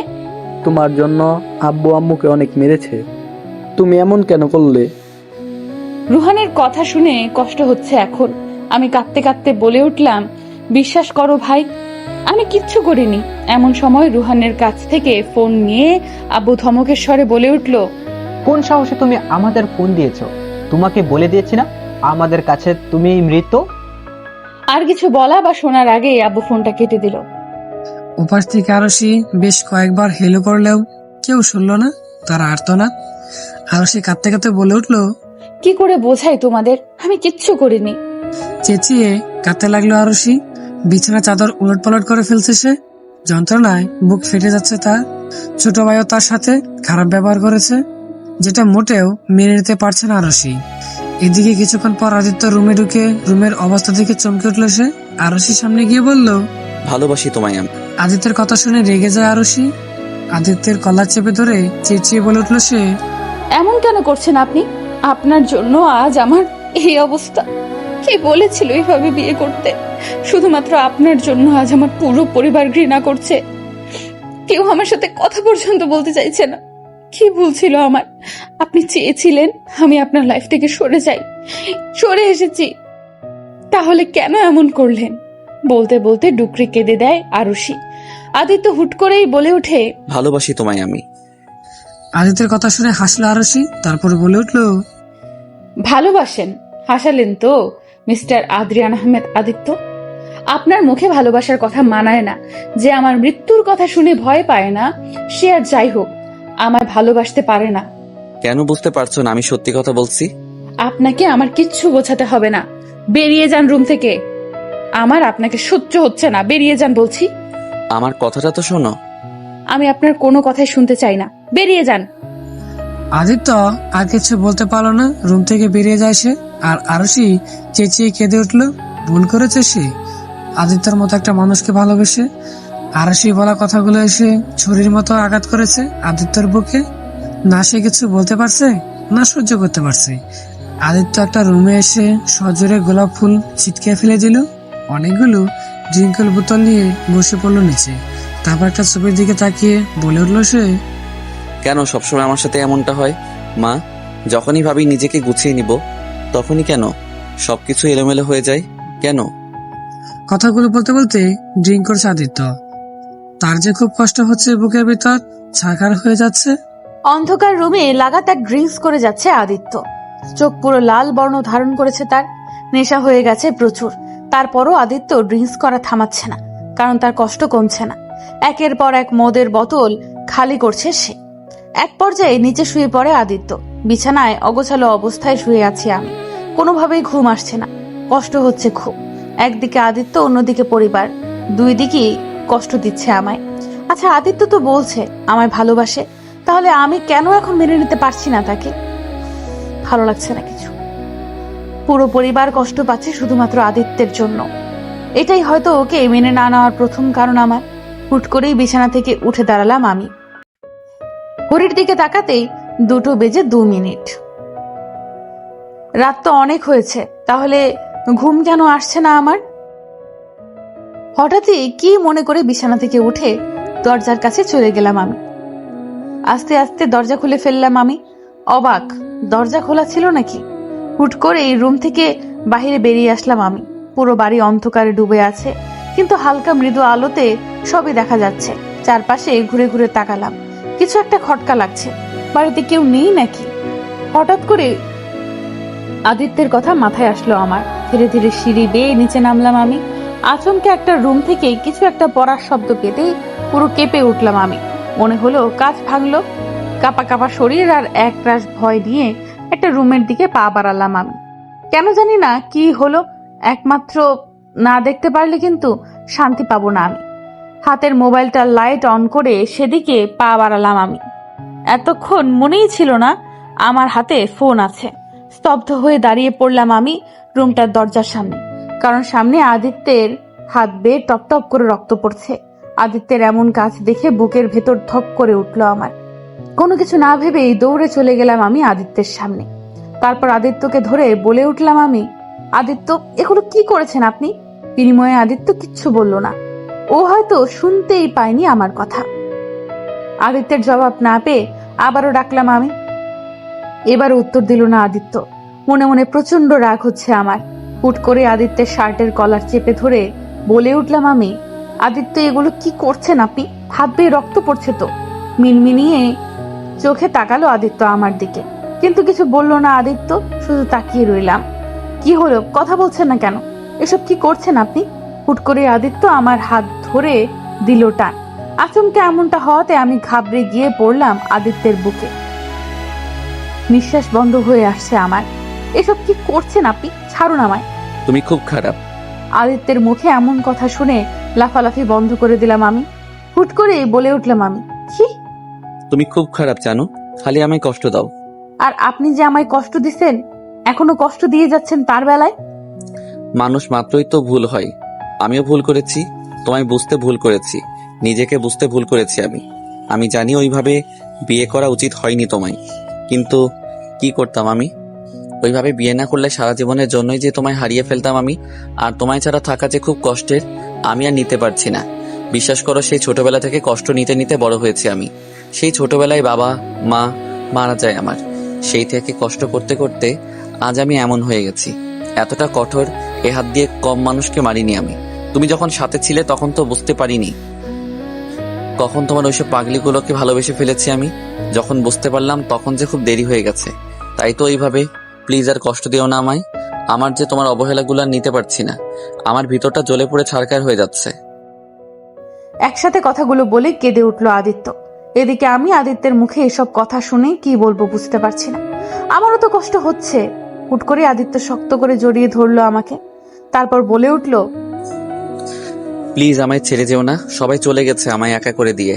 আমার মা, আমার বাবা, সবাই, প্লিজ তুমি যেও না। তুমি চলে গেলে আমি তো সত্যি সত্যি মরে যাব।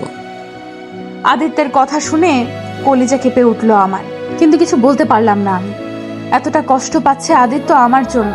কিছুক্ষণ পর হঠাৎই মনে পড়ে গেল আমার আদিত্যের হাত দিয়ে রক্ত পড়ছে। এখন কি করব? আদিত্য যেভাবে ধরে আছে, আমার পক্ষে কি ওকে বাইরে নিয়ে যাওয়া সম্ভব? আবারও ডাকলাম আদিত্যকে, প্লিজ সবার আগে এখান থেকে চলুন, আপনার হাত বেয়ে রক্ত পড়ছে তো। বিনিময়ে আদিত্য কোনো জবাব দিল না। শেষমেশ কোনো উপায় না পেয়ে আদিত্য ধরে উঠে দাঁড়ালাম আমি। তারপর আদিত্যের হাত আমার কাঁধে দিয়ে হাঁটা শুরু করলাম। ধীরে ধীরে হাঁটতে শুরু করলাম আমি। এক হাতে মোবাইল, প্রচুর কষ্ট হচ্ছে। হঠাৎই সামনের সোফার সাথে ধাক্কা লেগে পড়ে গেলাম সোফার উপর আমরা। আমি নিচে আর আদিত্য উপরে। হায় রে, এখন কি হবে? এত বড় ছেলেকে আমার মতো এত পুচকি একটা মেয়ে কখনো নিয়ে আসতে পারে নাকি? তারপর যে হারে ড্রিঙ্কস করেছে, সমস্ত ভার তো আমার উপরেই দিয়ে দিয়েছে মনে হয়। আস্তে আস্তে আদিত্যকে ছাড়িয়ে উঠে দাঁড়িয়ে জোরে জোরে শ্বাস ফেলতে শুরু করলাম আমি। আমার পক্ষে একে উপরে নিয়ে যাওয়া কোনোভাবে সম্ভব নয়। আদিত্যকে সোফায় রেখে আগের রুমটায় আলো জ্বালাতে হবে। ওর জন্য সবার আগে লাইট অন কর আরুষি। ভাবতে ভাবতে পুরো রুমে তাকিয়ে সুইচ খুঁজতে লাগলাম। কিছুক্ষণের মধ্যে পেয়েও গেলাম। সুইচ টিপ দিতেই পুরো রুম আলোকিত হয়ে গেল। তারপর দৌড়ে উপরে চলে গেলাম। ড্রয়ার থেকে স্যাভলন আর ব্যান্ডেজ নিয়ে আসলাম। আদিত্যের সামনে গিয়ে আদিত্যের হাত পরিষ্কার করে দিতে লাগলাম আমি। সূর্যের ফুরফুরে আলোতেই ঘুম ভাঙল আদিত্যের। মাথাটা অসম্ভব বার হয়ে আছে তার। ধীরে ধীরে উঠে বসতে নিলে সে আচমকা হাত আটকে যায় তার। আর মনে ঘুরে তাকিয়ে আরশিকে দেখে অবাক হয় সে। পরক্ষণেই আরশির মায়াবী মুখ দেখে ঠোঁটে মুচকি হাসি ফুটে ওঠে তার। আদিত্যের হাত ধরেই বসে ঘুমিয়ে পড়ে সে। আর মনেই আদিত্যের হাত চলে যায় আরশির কপালে থাকা চুলের দিকে। হাত দিয়ে সরিয়ে কানের পাশে গুজিয়ে রাখলো আদিত্য। আদিত্যের হাতের স্পর্শে হালকা নড়ে উঠলো আরশি। আরশিকে নড়তে দেখে আদিত্য চোখ বন্ধ করে আবারও শুয়ে পড়লো। হুট করেই ঘুম ভেঙে গেল আমার। চোখ মেলিয়ে দেখলাম এখনো আদিত্য ঘুমাচ্ছে। আনমনে উঠে দাঁড়ালাম আমি। আদিত্যের কপালে হাত দিতেই আদিত্য চোখ মেলে তাকালো। আচমকা এমনটা হওয়াতে কিছুটা ঘাবড়ে গেলাম আমি। কোনো কিছু না বলে সরে আসতে নিলাম আমি। সাথে সাথে আদিত্য উঠে বসে বলল, আমাকে ভালোবাসো? সকাল সকাল আদিত্যের মুখে এমন কথা শুনে অবাক হলাম আমি। তারপর বলে উঠলাম, না বাসি না। আপনাকে ভালোবেসে আমার কি লাভ? বলে হনহন করে চলে গেলাম আমি। এদিকে আদিত্য মনে মনে হাসলো। তারপর বলে উঠলো, আমি জানি তুমি আমায় এখনো ভালোবাসো। এখন একটু অভিমান করে আছো, ঠিক আছে। আজ থেকে তোমার অভিমান ভাঙানোর দায়িত্ব নিলাম আমি। রাতে বিছানায় বসে আছি আমি। এমন সময় হুট করে আদিত্য রুমে এসে কোলে তুলে নিল আমায়। আদিত্যের এমন কাজে অবাক হলাম আমি। ঘাবড়ে গিয়ে আদিত্যের শার্টে খামচে ধরে বললাম, কোথায় নিয়ে যাচ্ছেন আমায়? বিনিময়ে আদিত্য কিচ্ছু বলল না। কোলে করেই হাঁটা শুরু করলো সে। আর আমি অবাক চোখে তাকিয়ে রইলাম তার দিকে। আদিত্য কোলে করে এনে গাড়িতে বসিয়ে দিল আমায়। তারপর নিজেও ড্রাইভিং সিটে বসে গাড়ি চালাতে শুরু করলো। বেশ কিছুক্ষণ পর আদিত্য গাড়ি থামিয়ে দিল। তারপর আমার হাত ধরে বলল, চলো। হ্যাঁ না কিছু বলার আগেই আদিত্য হাত ধরে হাঁটতে শুরু করলো। কিছু দূর হাঁটতে একটা আইসক্রিমের দোকানের সামনে দাঁড়ালো। তারপর বলে উঠলো, আইসক্রিম খাবে? আদিত্যের কথা শুনে মুখ ঘুরিয়ে নিলাম আমি। আদিত্য কিছু না বলেই দুটো আইসক্রিম নিয়ে আসলো। তারপর আমার হাতে ধরিয়ে দিয়ে ধমক দিয়ে বলল, খাও। আদিত্যের ধমক শুনে পুরো কেঁপে উঠলাম আমি। বাবা গো, মনে হয় পুরো চটে আছে। ভয়ে আদিত্যের হাত থেকে আইসক্রিম নিয়ে নিলাম আমি। তারপর আইসক্রিম খেতে শুরু করলাম। আদিত্য আমার কাণ্ডে হাসলো। তারপর আমার হাত ধরে হাঁটতে শুরু করলো সে। তার কাজে রীতিমতো অবাক আমি। কিছুটা আগের আমির মতো বিহেভ করছে সে। জ্যোৎস্না ভরা রাত, আকাশে কয়েক শত তারা ঝলমল করছে। তার সাথে ফুরফুরে বাতাস, সব মিলে একটা অসম্ভব সুন্দর একটা পরিবেশ। আর এমন পরিবেশ দিয়ে আমার হাত ধরে হাঁটছে আদিত্য। উপরে উপরে রেগে থাকলেও ভেতর থেকে অসম্ভব খুশি আমি। এমন সময় সামনে কিছুটা দূরে ফুচকার দোকান দেখতে পেলাম, কিন্তু সেটা আদিত্যকে কিভাবে বলবো? দোকানের ফুচকার দিকে তাকাতেই ঠোঁট বাহিরে বেরিয়ে আসলো আমার। খুব রেগে থাকলে এই এক ঝামেলা, যায় না কিছু বলা, যায় না কিছু করা। আমরা ফুচকাওয়ালার দোকান টপকে চলে যাচ্ছি। ধুর, ভালো লাগে না। কিছুটা দূর যেতেই হঠাৎই আদিত্য দাঁড়িয়ে পড়লো। তার সাথে অবাক আমি। হঠাৎই আদিত্য বলে উঠলো, ফুচকা খেতে ইচ্ছে করছে, এটা বললেই তো হতো। বুঝলো কেমনে? যেভাবে তাকিয়েছিলে যে কেউ বুঝে যেত। ওভাবে তাকানোর মতো কিছু বলিনি, চলো তাড়াতাড়ি। এই বলে আবার উল্টো দিকে আমার হাত ধরে হাঁটা দিল আদিত্য। আমি আদিত্যের কাজে মনে মনে চরম খুশি হয়েছি। আদিত্য আমার হাত ধরে ফুচকাওয়ালার দোকানের সামনে নিয়ে গেল। তারপর পরপর 3 প্লেট ফুচকা খেলাম, আর আদিত্য শুধু আমার মুখের দিকে তাকিয়েছিল। পরের দিন বিকেলে ফুরফুরে আলোকিত সুন্দর একটা পরিবেশে ব্রিজের উপর দিয়ে গাড়ি ড্রাইভ করছিল আদিত্য। হঠাৎই সে গাড়ি থামিয়ে দিল। তারপর আমার হাত ধরে নিয়ে গেল ব্রিজের নিচে। অসম্ভব সুন্দর আর মনোমুগ্ধকর পরিবেশ। আদিত্য আমার হাত ধরে নদীর কিনারায় চলে গেল। তারপর বলল, উঠবে নৌকায়? কোনো উত্তর দিলাম না। আদিত্য আর কিছু বলে আমার হাত ধরে উঠে পড়ল নৌকায়। নদীর ঢেউয়ের শব্দ আর আশেপাশের গাছপালা দিয়ে ঘেরা একটা জায়গা। মুহূর্তগুলো সুন্দর। হঠাৎই আদিত্য বলে উঠল, আমি জানি তুমি এখন আমায় খুব ভালোবাসো, শুধু তোমার অভিমানের দেয়ালটা একটু ভারী, তাই বলছো না। ঠিক আছে, কোনো ব্যাপার না, তোমায় কিছু বলতে হবে না। শুধু কখনো ছেড়ে যেও না আমায়। আমি যে তোমায় অসম্ভব ভালোবাসি। যেদিন তোমার অভিমানের দেয়াল হালকা হবে, সেদিন বেশি কিছু নয়, শুধু সুন্দর করে সেজে গুজে মুখ ফুটে বলো আমায়, অভিমানেই আছো তুমি। কথা দিচ্ছি আর কখনো কষ্ট দিব না তোমায়। এতটুকু বলে নৌকার উল্টা দিকে চলে গেল আদিত্য। আর আমি চুপটি করে আদিত্যের কথাগুলো শুনলাম। আদিত্য চলে যেতেই আনমনে হাসলাম আমি। অভিমান তো কবেই ভেঙে গেছে প্রিয়। মাঝখানে কেটে গেল পরপর অনেকগুলো দিন। সারাদিন ঘুরোঘুরি আর মজার মুহূর্তেই কেটেছে দিনগুলো। এই কয়েকদিনে বেশ কয়েকটা জায়গায় ঘুরেছি আমরা। দিনের বেলা নদীর কিনারায় ঢেউয়ের হাতছানি, আর রাতের বেলা আকাশের জল করা তারা চাঁদের সংমিশ্রণে করা হাসি। সব মুহূর্তগুলোই একদম হৃদয়ে গাঁথা থাকবে। সকালের ফুরফুরে আলোতে ঘুম ভাঙলো আমার। পাশে আদিত্য এখনো ঘুমিয়ে আছে। আনমনে হাসলাম আমি। আদিত্য অনেক বদলে গেছে। সত্যিই খুব সুন্দর ছিল বিগত দিনগুলি। আনমনেই আমার হাত চলে গেল আদিত্যের কপালে। অসম্ভব সুন্দর লাগছে তাকে। কপালের সাথে আটকে থাকা চুলগুলিতে অসম্ভব মানিয়েছে তাকে। ছেলেদের এত সুন্দর হলে চলে নাকি? আনমনে হাসলাম আমি।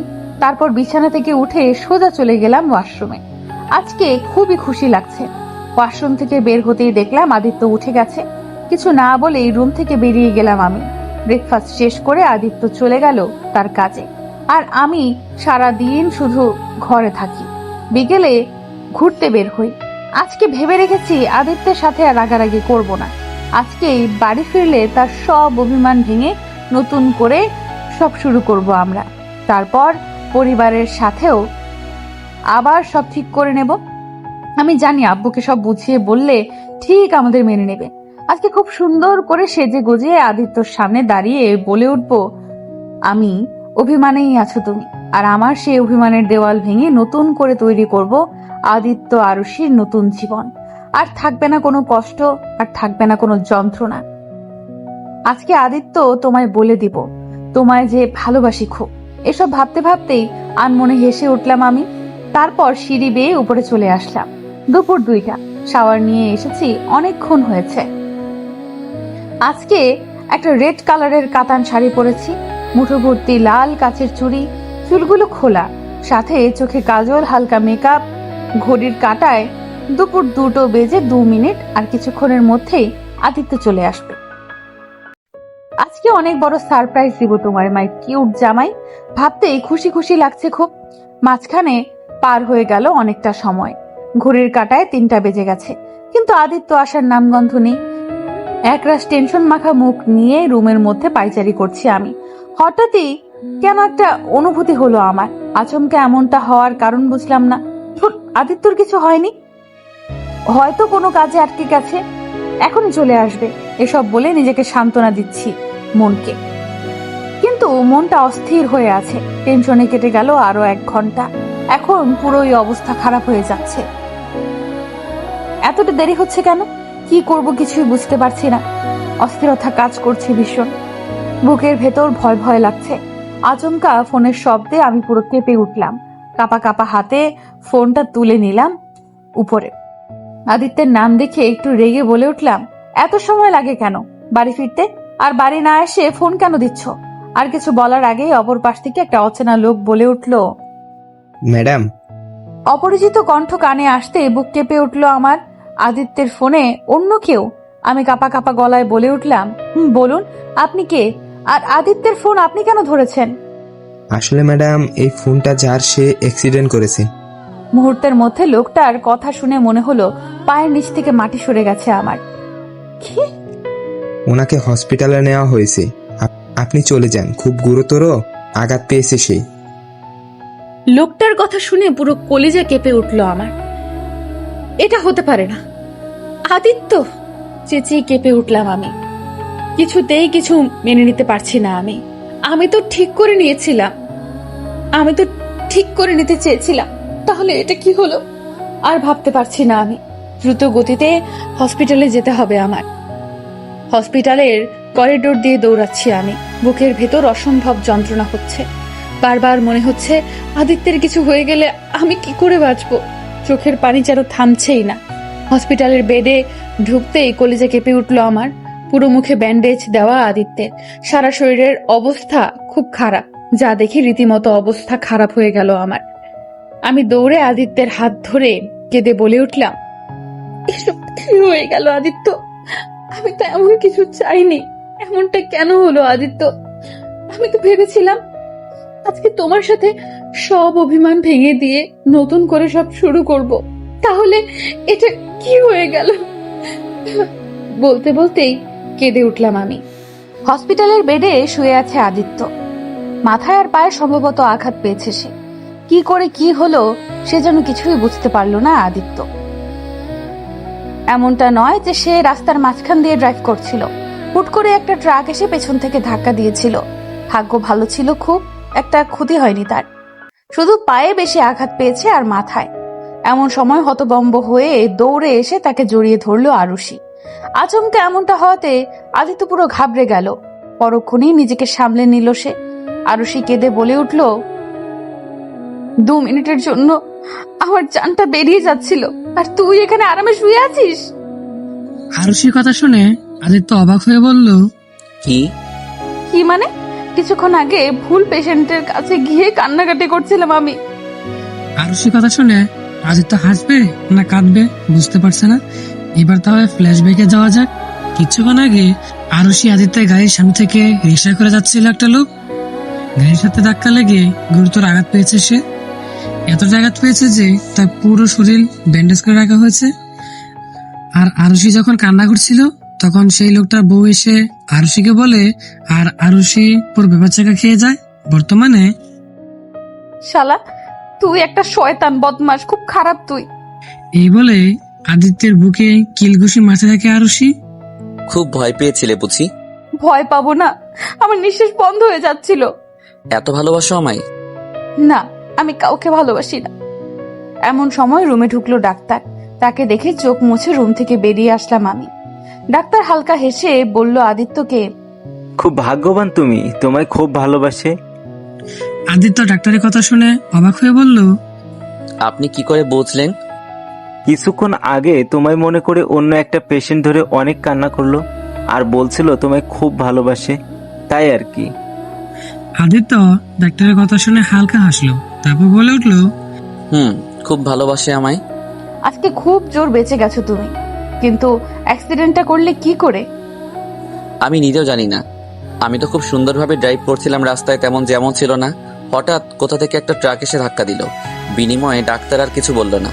আদিত্যকে দেখে চলে যেতে নিল সে। এমন সময় দরজার সামনে দাঁড়িয়ে আরুষি বলে উঠল, আমি কি ওনাকে বাসায় নিয়ে যেতে পারি? আজকে দিনটা থাকুক, কালকে সকালে নিয়ে যেতে পারবেন। তবে হ্যাঁ, অনেক সেবা যত্ন করতে হবে কিন্তু। ওটা নিয়ে বেশি ভাববেন না ডাক্তার, ওর কোনো অসুবিধা হবে না। রাত 10টা, আদিত্যকে খাবার খাইয়ে দিচ্ছি আমি, আর আদিত্য নিশ্চুপ ভাবে খাচ্ছে। এমন সময় রেগে বলে উঠলাম আমি, চোখ কি পেছনে নিয়ে গাড়ি চালাচ্ছিলেন যে অ্যাক্সিডেন্ট হয়ে গেল? কয়েক ঘন্টা আগে তুই, আর এখন সোজা আপনিতে চলে গেছ। যেটা বলেছি সেটার উত্তর আগে দিন। জানি না কিভাবে কি হলো, হঠাৎ পিছন দিক থেকে একটা ট্রাক এসে ধাক্কা দিল। শত্রুতামি ছিল নাকি ট্রাকের সাথে? সেটা কি করে বলবো। তাহলে কি বলতে পারেন? আরে রেগে যাচ্ছ কেন? আমি তো সত্যি কথাই বলেছি। হইছে, আর কিছু বলতে হবে না। খাওয়া শেষ, এখন ওষুধ খেয়ে ঘুমিয়ে পড়ুন। শাড়িতে কিন্তু তোমায় খুব সুন্দর লাগছে। তা হঠাৎ শাড়ি পরছিলে কেন?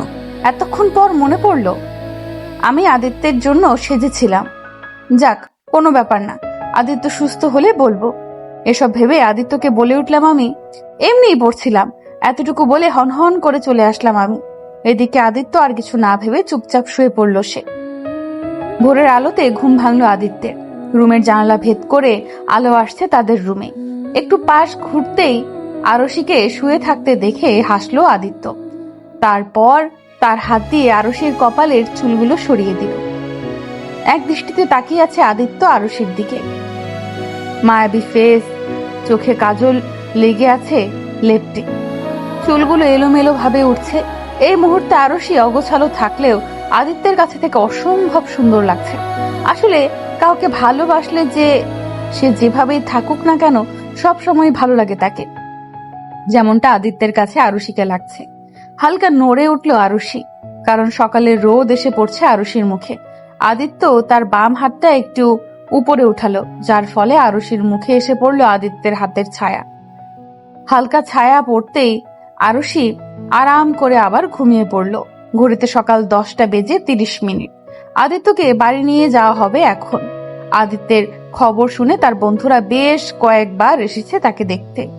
এখন আবার আসবে আদিত্যকে নিয়ে যেতে। হসপিটালের সব বিল মিটিয়ে আদিত্য নিয়ে বসানো হলো গাড়িতে। তার সাথে বসেছে আরুষি, আর গাড়ি ড্রাইভ করছে রাশেদ। আদিত্যের পেছনে আছে আরো 3টে গাড়ি যাচ্ছে তাদের সাথে। সবাই আদিত্যের অ্যাক্সিডেন্ট নিয়ে চিন্তিত। সবাই ভাবছে হুট করে কি এমনটা হলো। বেশ কতক্ষণ পর আদিত্যের গাড়ি এসে থামলো আদিত্যের বাড়ির সামনে। আদিত্য পায়ে ব্যথা থাকায় আরুষি আর রাশেদ ধরে নিয়ে যাচ্ছে আদিত্যকে। আদিত্যকে নিয়ে বসানো হলো সোফায়। তারপর আদিত্যের সাথে কতক্ষণ কথা বলে চলে যায় রাশেদ। রাত 8টা, সারাদিন সোফায় থাকলেও এখন আদিত্যকে রুমে নিয়ে যেতে হবে। কিন্তু কথা হলো, সে কি পারবে একা নিয়ে যেতে, তাও সিঁড়ি বেয়ে উপরে? এসব ভাবনা বাজেই আদিত্য বলে উঠল, এতে ভাবার কি আছে, আমায় কোলে করে নিয়ে চলো। আপনি রাশেদ ভাইকে ফোন করে আসতে বলুন। ও, এখন আসতে পারবে না? আদিত্যের কথা শুনে অবাক হয়ে বললাম আমি, কেন? ও ওর গার্লফ্রেন্ডের সাথে বিজি আছে। কি রাশেদ ভাইয়ের গার্লফ্রেন্ড আছে? আরো কিছু হবে না, আমায় ধরো আর চলো। দেয়ালের সাথে চেপে ধরে দাঁড়িয়ে আছে আদিত্য, আর আমি একদম অপ্রস্তুত অবস্থায় তাকিয়ে আছি আদিত্যের দিকে। আদিত্যকে রুমে নিয়ে আসতে গিয়ে এমন একটা পরিস্থিতিতে পড়তে হবে বুঝতেই পারিনি।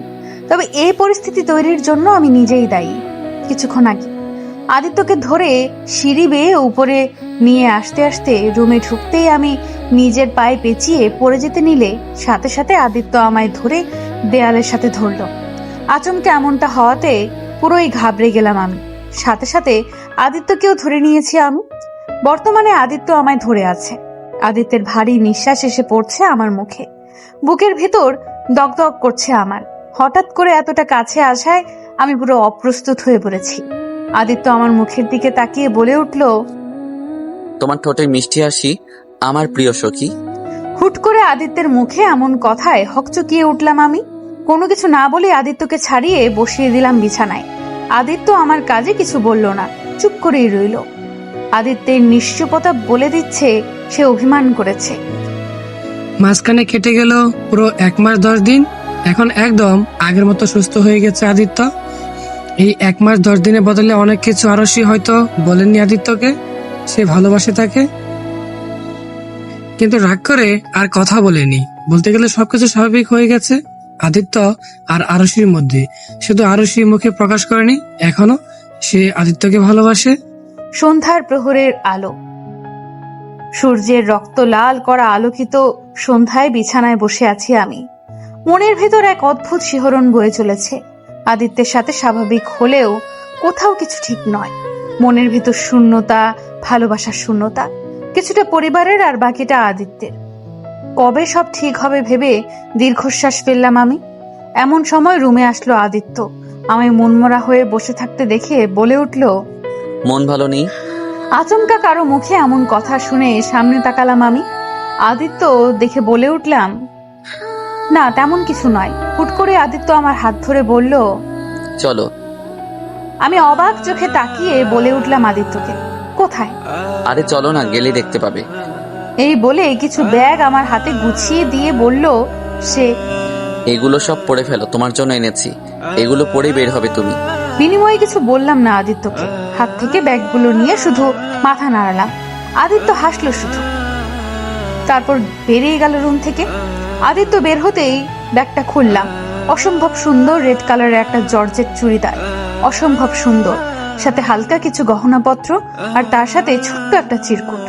মুচকি হেসে চিরকুটটা হাতে নিলাম আমি। চিরকুট খুলতেই উপরে লেখা কিছু কথা। আমার প্রিয় ময়ূরী জান, বেশি কিছু নয়, চুলগুলো খুলে সাথে সামান্য কিছু সাজে সজ্জিত হয়ে এসো আমার কাছে। আজকে যে মনের গহীন দিয়ে তোমায় বলবো অনেক কিছু। বেশি অপেক্ষা করিও, খুন হয়ে যাবো যে। তবে তোমার মায়াবী মুখ আর মায়াবী কিছু সাজে সজ্জিত হওয়া মুখখানা খুব যে দেখতে ইচ্ছে করছে। বেশি অপেক্ষা করিও না প্লিজ, আমি তো পাগল হয়ে যাব। তবে ময়ূরী জান। আদিত্যের দেওয়ার চিরকুট দেখে মনে হাসলাম আমি। তারপর তাড়াতাড়ি তৈরি হতে লাগলাম আদিত্যের দেওয়া উপহারে। সিঁড়ি বেয়ে নিচে নামলাম আমি। আদিত্যের দেওয়া সব উপহার পরে আদিত্যর সামনেই সোফায় চুপ করে বসে আছে। পরনে তার ব্ল্যাক শার্ট আর ব্ল্যাক জিন্স। শার্টের হাতা কনুই পর্যন্ত ফোল্ড করা, চুলগুলো সুন্দর করে সাজানো, হাতে ব্র্যান্ডেড কালো ঘড়ি, সব মিলিয়ে অসম্ভব সুন্দর লাগছে তাকে। আমি আনমনে হেসে চলে গেলাম। তার সাথে হালকা কাশি দিতেই আদিত্য আমায় দেখে চটজলদি বলে উঠল, চলে এসেছো, চলো তাড়াতাড়ি। আমি কিছু বলার আগেই আদিত্য আমার হাত ধরে হাঁটা শুরু করে দিল। আমি অবাক চোখে শুধু তাকিয়ে রইলাম আদিত্যের দিকে।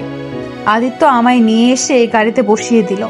তারপর আদিত্য ড্রাইভার সিটে বসে গাড়ি চালাতে শুরু করলো। তারপর আমাদের গাড়ি থামলো একটা 20 তলা উঁচু বিল্ডিং এর নিচে। আদিত্য গাড়ি থেকে নেমে বলে উঠলো আমায়, নামো। আমিও কিছু না ভেবে নেমে পড়লাম। আদিত্য আমার হাত ধরে হাঁটা শুরু করলো। আলোকিত ছাদের উপর দাঁড়িয়ে আছে আমি আর আদিত্য। অসম্ভব সুন্দরভাবে সাজানো ছাদটি, চারদিকে লাইটিং করা, আশেপাশে লাল রঙের লাভের বেলুন দিয়ে সাজানো। নিচেও চারদিকে ছড়িয়ে ছিটিয়ে পড়ে আছে লাভ বেলুন।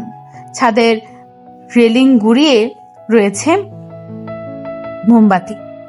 উপরে উঠছে আকাশ ভরা ফানুস। এক কথায় বলতে গেলে অসম্ভব সুন্দর করে সাজানো হয়েছে ছাদটি। আমি পুরো অবাক হয়ে তাকিয়ে আছি চারদিকে সৌন্দর্য দেখে। আচমকা আদিত্য একটা বেলুন হাতে তুলে দিল। আমি অবাক হয়ে তাকালাম বেলুনটির দিকে, কারণ বেলুনটির উপরে লেখা সরি। হুট করে আদিত্য বসে পড়লো নিচে, তারপর বলে উঠলো সে, রাতের আকাশে জ্যোৎস্না ভরা আলো, চারদিকে শীতল মেশানো মিষ্টি বাতাস বইছে। শরীরের পুরো শিরা থেকে উপশিরাগুলো প্রসারিত হয়ে যাচ্ছে। 20 তলা উঁচু বিল্ডিং এর উপরে বসে আদিত্য বলে উঠল, ময়ূরী জান, তোমায় আমি নিজের থেকেও বেশি ভালোবাসি। আমি জানি তুমিও আমায় ভালোবাসো, হয়তো আমার থেকেও বেশি। জানি তোমার অভিমানের দেয়ালটা একটু ভারী, কিন্তু অনেক তো হলো। আর কত ময়ূরী জান, তোমার অবহেলাগুলো যে আমায় তিলে তিলে শেষ করে দিচ্ছে। প্লিজ আর কষ্ট দিও না আমায়, আর তুমিও কষ্ট পেও না। আমি তোমায় কথা দিচ্ছি, সবকিছু আবার আগের মতো করে দিব। তোমার ফ্যামিলির সবাইকে তোমার সামনে নিয়ে আসবো আমি। কিন্তু প্লিজ আর অভিমান করে থেকো না আমার উপর। এখন তো তোমার অভিমানের দেয়াল ভেঙে ভালোবাসো আমায়, আবার আগের মতো করে ময়ূরী জান। এতটুকু বলে থেমে যায় আদিত্য। তারপর আবার বলে উঠল সে, তোমার অভিমানের দেয়াল ভাঙবে কি আজকে? যেখানে সাক্ষী থাকবে ওই আকাশের চারটা ভরা আকাশ জুড়ে তারাগুলো, এই আলোকিত ক্যান্ডেলগুলো। তোমার অভিমান ভেঙে গেলে আবার নতুন করে সবকিছু শুরু করব আমরা। তাহলে সেখানে থাকবে শুধু আদিত্য আরুষির ভালোবাসার কাহিনী। বলে আদিত্য আমার দিকে একটা ডায়মন্ডের আংটি এগিয়ে দিল। এদিকে আমি নিশ্চুপ হয়ে দাঁড়িয়ে আছি। এমনটা নয় যে আদিত্যের উপর আমার কোনো অভিমান আছে। আমার অভিমানের দেয়াল তো সেই কবেই ভেঙে গেছে। এসব ভেবে মুচকি হেসে হাত এগিয়ে দিলাম আদিত্যের দিকে। আদিত্য আমার কাছে চরম খুশি। সেও মুচকি হেসে আংটি পরিয়ে দিল আমার হাতে। আদিত্য উঠে দাঁড়াতেই জাপটে জড়িয়ে ধরলাম আমি আদিত্যকে। কতদিনের পূর্ণ বাসনা পূরণ হলো আজ। আমি খুশি হয়ে আদিত্যকে বলে উঠলাম, আমার অভিমানের দেওয়াল অনেক আগেই ভেঙে গেছে আমার কিউট জামাই। হয়তো এই দিনের অপেক্ষায় এতদিন বলতে পারিনি, আজই বলছি তোমায় প্রিয়, আমার অভিমানে আছো তুমি। আর আর তোমায় আমি নিজের থেকেও বেশি ভালোবাসি। আগেও বেসেছি, এখনো বাসবো, আর সারা জীবনই বেসে যাব। আদিত্যর আরো সেই কথা খুব মনে হলো। তারপর দুজন দুজনকে খুব শক্ত করে জড়িয়ে ধরল। আর আজ থেকেই পূর্ণতা পাবে আদিত্য আরশি ভালোবাসা। আর তাদের এই পূর্ণতা পাওয়া ভালোবাসার সাক্ষী হিসেবে রইল এই 20 তলা উঁচু বিল্ডিং, আর আকাশ ভরা তারাচাঁদ, আর আদিত্যের সাজানো ক্যান্ডেলগুলো। পরের দিন রান্নাঘরে দাঁড়িয়ে আছি আমি, উদ্দেশ্য হচ্ছে রুটি আর আলু ভাজি রান্না করব। আজকে খুব খুশি আমি, এখন শুধু আব্বু আম্মু মেনে নিলেই সব ঠিক হয়ে যাবে, তারপর সবাই মিলে একসাথে উফ কি মজা হবে। এসব ভাবছি আর ময়দা মাখছি, এমন সময় পিছন থেকে মুখে ময়দা মেখে দিল কেউ। আচমকা এমনটা হওয়াতে আমি পুরো ঘাবড়ে গেলাম। পরক্ষণেই পেছন ঘুরে আদিত্য দেখে বলে উঠলাম, এটা কি হলো? কিছু হলো, তোমায় একটু ভালোবাসলাম আর কি। ও, ময়দা মুখে মাখিয়ে দিয়ে ভালোবাসা, ঠিক আছে তাহলে আমিও একটু দেই। এই বলে পুরো 2 হাত ভর্তি করে ময়দা নিয়ে নিলাম। আদিত্য তা দেখে বলে উঠল, এই না না, মাই জামাই, মাখতে তো হবেই, ভালোবাসতে হবে না? এই নিয়ে আমাদের দুজনের মধ্যে ছোটাছুটি শুরু হয়ে গেল। পুরো রান্নাঘরে দৌড়াদৌড়ি শুরু হয়ে আদিত্য আমার মুখে ময়দা মেখে দিচ্ছে, আমি আদিত্যের মুখে। রুটি আর বানানো হলো না, ময়দা দিয়ে হাডুডু হয়ে গেছে। হুট করে দৌড়াদৌড়ির মাঝখানে আদিত্য জড়িয়ে ধরলো আমায়। আচমকা এমনটা হওয়াতে আমি ভরকে গেলাম। তারপর আরো ময়দা দিয়ে আদিত্য চুল মুখে পুরো ভরিয়ে দিয়েছে। এদিকে আদিত্য আমার কাজে কোনো রিয়াকশন দিল না, শুধু নিশ্চুপ ভাবে তাকিয়ে আছে আমার দিকে। আদিত্যের এমন কাজ দেখে আমি পুরো হাবলার মতো তাকালাম। তারপর বলে উঠলাম, কি হলো, এইভাবে তাকিয়ে আছো কেন? তোমার চোখে যে অদ্ভুত মায়া আছে ময়ূরীজান। মানে? বলতেই আদিত্য একটু কাছে এগোতে লাগলো আমার। আদিত্যের এমন কাজে অবাক হয়ে বললাম আমি, ওভাবে এগোচ্ছ কেন? বিনিময়ে আদিত্য কিছু বলল না, চুপচাপ এগোতে লাগলো আরুষির দিকে। এক পর্যায়ে দেয়ালের সাথে লেগে গেলাম আমি। এদিকে আদিত্য থামার নাম নেই। এক পর্যায়ে আদিত্য অনেকটা কাছে চলে এসেছে আমার। আদিত্যের নাকের নিঃশ্বাস এসে পড়ছে আমার মুখে। পুরো শরীর কেঁপে উঠলো আমার। আমি কাঁপা কাঁপা গলায় বললাম, তুমি এত কাছে কেন এলে? আদিত্য আমার কথা শুনে আমার ঠোঁটে হাত দিয়ে বলল, হুশ। আমি অবাক হয়ে তাকালাম আদিত্যের দিকে। হুট করেই আদিত্য ঝুঁকে পড়লো, সাথে সাথে ভয়ে ঘাবড়ে গিয়ে চোখ বন্ধ করে নিলাম আমি। এদিকে আদিত্য আরশির কাছে মুচকি হাসলো, তারপর 2 হাত মুঠো ভর্তি করে আরশির পুরো মুখে আর চুলে ময়দা মেখে দিল আদিত্য, তারপর হেসে দিল আদিত্য। এদিকে আদিত্যের এমন কাজে পুরো বেগাচেকা খেয়ে গেল। পরক্ষণেই রেগে বলে উঠলো সে, এটা কি করলে? ঠিক আছে, ওয়েট। এই বলে পুরো 1 বাটি ময়দা আদিত্যের মুখে মেখে দিলাম আমি। আবারও শুরু হলো ময়দা মাখানো হাডুডু খেলা। রাত 10টা, ব্যালকনিতে দাঁড়িয়ে আছি আমি। এমন সময় পেছন থেকে জড়িয়ে ধরলো আদিত্য। কি ভাবছো এত? আচমকা আদিত্য জড়িয়ে ধরে কথাটা বলে উঠলো আমায়। আদিত্যের প্রশ্নের উত্তরে বলে উঠলাম আমি, তেমন কিছু নয়। আচ্ছা, তুমি আকাশের দিকে তাকিয়ে কি দেখো বলো তো? তেমন কিছু নয়। কিছু তো একটা আছেই ওই আকাশে, যেটা তুমি খুব গভীর দৃষ্টিতে তাকিয়ে দেখো, বলো আমার। আদিত্যের কথা শুনে এক দীর্ঘশ্বাস ফেলে বলে উঠলাম আমি, তেমন কিছু নয়, খালি খালি আকাশের দিকে তাকিয়ে থাকতেই ভালো লাগে। তবে হ্যাঁ, কিছু একটা আছে বলতে ওই যে আকাশে থাকা তারাগুলো আছে, আর যে আছে সে হলো আল্লাহ। আকাশের দিকে তাকিয়ে খোদাকে ফিল করা যায়। ছোটবেলা থেকে অভ্যাস আমার, কখনো খুশি হলে বা কখনো কষ্ট পেলে আমি আকাশের দিকে তাকিয়ে থাকি। ভালো লাগে আমার, নিজেকে হালকা মনে হয়। ও, এমন কিছু? তুমি কখনো ফিল করনি? সত্যি বলতে আমি কখনো তোমার মতো এগুলো ভাবিনি। তা ভাববে কেন? সারাদিন শুধু ছাইপাশ গিলে কষ্টকে দমিয়ে রাখবে। আজ থেকে ওইসব ছাইপাশ খাওয়া বন্ধ বলে দিলাম। বলে আদিত্য শক্ত করে জড়িয়ে ধরে বলল, ঠিক আছে ময়ূরীজান, আচ্ছা এখন বলো তো এই মুহূর্তে তুমি কোনটায় আছো এইটা বলো। মানে? ওই যে তুমি বললে না তুমি খুব খুশি হলে অথবা খুব কষ্ট হলে আকাশের দিকে তাকিয়ে থাকো, তাহলে এখন কোন কারণে তাকিয়ে আছো আকাশের দিকে? সত্যি বলবো? আদিত্যের গলা জড়িয়ে ধরে বলে উঠলাম আমি। একটু খুশি একটু কষ্ট দুটো মিলিয়ে যে অস্পষ্ট। মানে হলো এই মুহূর্তে দুটোই হচ্ছে আমার, খুশিও লাগছে আবার কষ্টও হচ্ছে। আমার কথা শুনে আদিত্য আমার গলা জড়িয়ে ধরে বলল, খুশি লাগছে কেন আর কষ্টই বা হচ্ছে কেন? খুশি লাগছে, আমি আমার ভালোবাসার মানুষের সাথে আছি, তাকে এত এত ভালোবাসি আর সেও আমায় ভালোবাসে। খুশি হওয়ার কারণটা তো জানলাম, এখন কষ্ট হওয়ার কারণটা? সেটা হলো আমার পরিবার। আমার আপন মানুষেরা যে আমায় ঘৃণা করে প্রিয়, ছোট ভাইটাও যে আমায় ঘৃণা করে খুব। কতদিন হয়ে গেল ওদের সাথে না দেখা হয়েছে আর না কথা হয়েছে। কেমন আছে ওটাও তো জানা হয়নি। বলতে বলতে চোখের কোণ বেয়ে দুফোঁটা পানি গড়িয়ে পড়লো নিচে। চিন্তা করো না ময়ূরীজান, সব ঠিক করে দিব খুব তাড়াতাড়ি। আদিত্য আমার শক্ত করে তার বুকে জড়িয়ে ধরে বলল, বিনিময়ে আরশি কিছু বলল না। আদিত্যের বুকে মাথা দিয়ে জড়িয়ে দিল তাকে। কিছুক্ষণ পর হুট করে আদিত্য কুলে তুলে নিল আরশিকে, তারপর বিছানায় শুয়ে দিয়ে নিজেও ঘুমিয়ে পড়লো। সূর্যের ফুরফুরে আলোতে ঘুম ভাঙলো আমার। পাশে আদিত্যকে দেখে অবাক হলাম আমি। ঘড়ির কাঁটায় 7টা বাজে। এত তাড়াতাড়ি আদিত্য গেল কোথায়? বেশি কিছু না ভেবে বিছানা থেকে উঠে বসলাম আমি। চারদিকে তাকিয়ে বিছানা থেকে নেমে সোজা ওয়াশরুমে চলে গেলাম। আরশির বাড়িতে ভিন্ন ধরনের খাবার নিয়ে ঢুকেছে আদিত্যর লোকেরা। তার এমন কাজে আরশির আম্মি আর তার ছোট ভাই দুজনেই অবাক হলো। এমন সময় সিঁড়ি বেয়ে নিচে নামছিল আরশি বাবা। এত লোককে একসাথে ঢুকতে দেখে অবাক হয়ে বলল সে, সেসব কি হচ্ছে? আর তোমরা কারা? এগুলো নিয়ে কোথায় যাচ্ছ? বিনিময়ে লোকগুলো কোনো উত্তর না দিয়ে তাদের মতো তারা কাজ করতে লাগলো। এদিকে আরশি বাবা রেগে মেগে বলে উঠলো, কি হলো? তোমরা কথা বলছো না কেন? কে পাঠিয়েছে এগুলো? এমন সময় দরজার সামনে দাঁড়িয়ে থেকে আদিত্য বলে উঠলো। চাপ নিবেন না শ্বশুর মশাই, এগুলো আমি নিয়ে আসছি। বলতে বলতে সোফায় বসে পড়ল আদিত্য। আদিত্যকে দেখে রেগে গিয়ে বলল, তুমি? হ্যাঁ আমি। কি ভেবেছিলেন আপনার জামাই কখন আসবে না আপনাদের বাড়িতে? 10টা না 5টা না একটা মাত্র জামাই আপনার। এত তাড়াতাড়ি ভুলে গেলে চলবে নাকি শ্বশুর মশাই? তোমার ফালতু কথা বাদ দিয়ে আগে বলো এখানে কেন এসেছো? আর একা আসছো নাকি?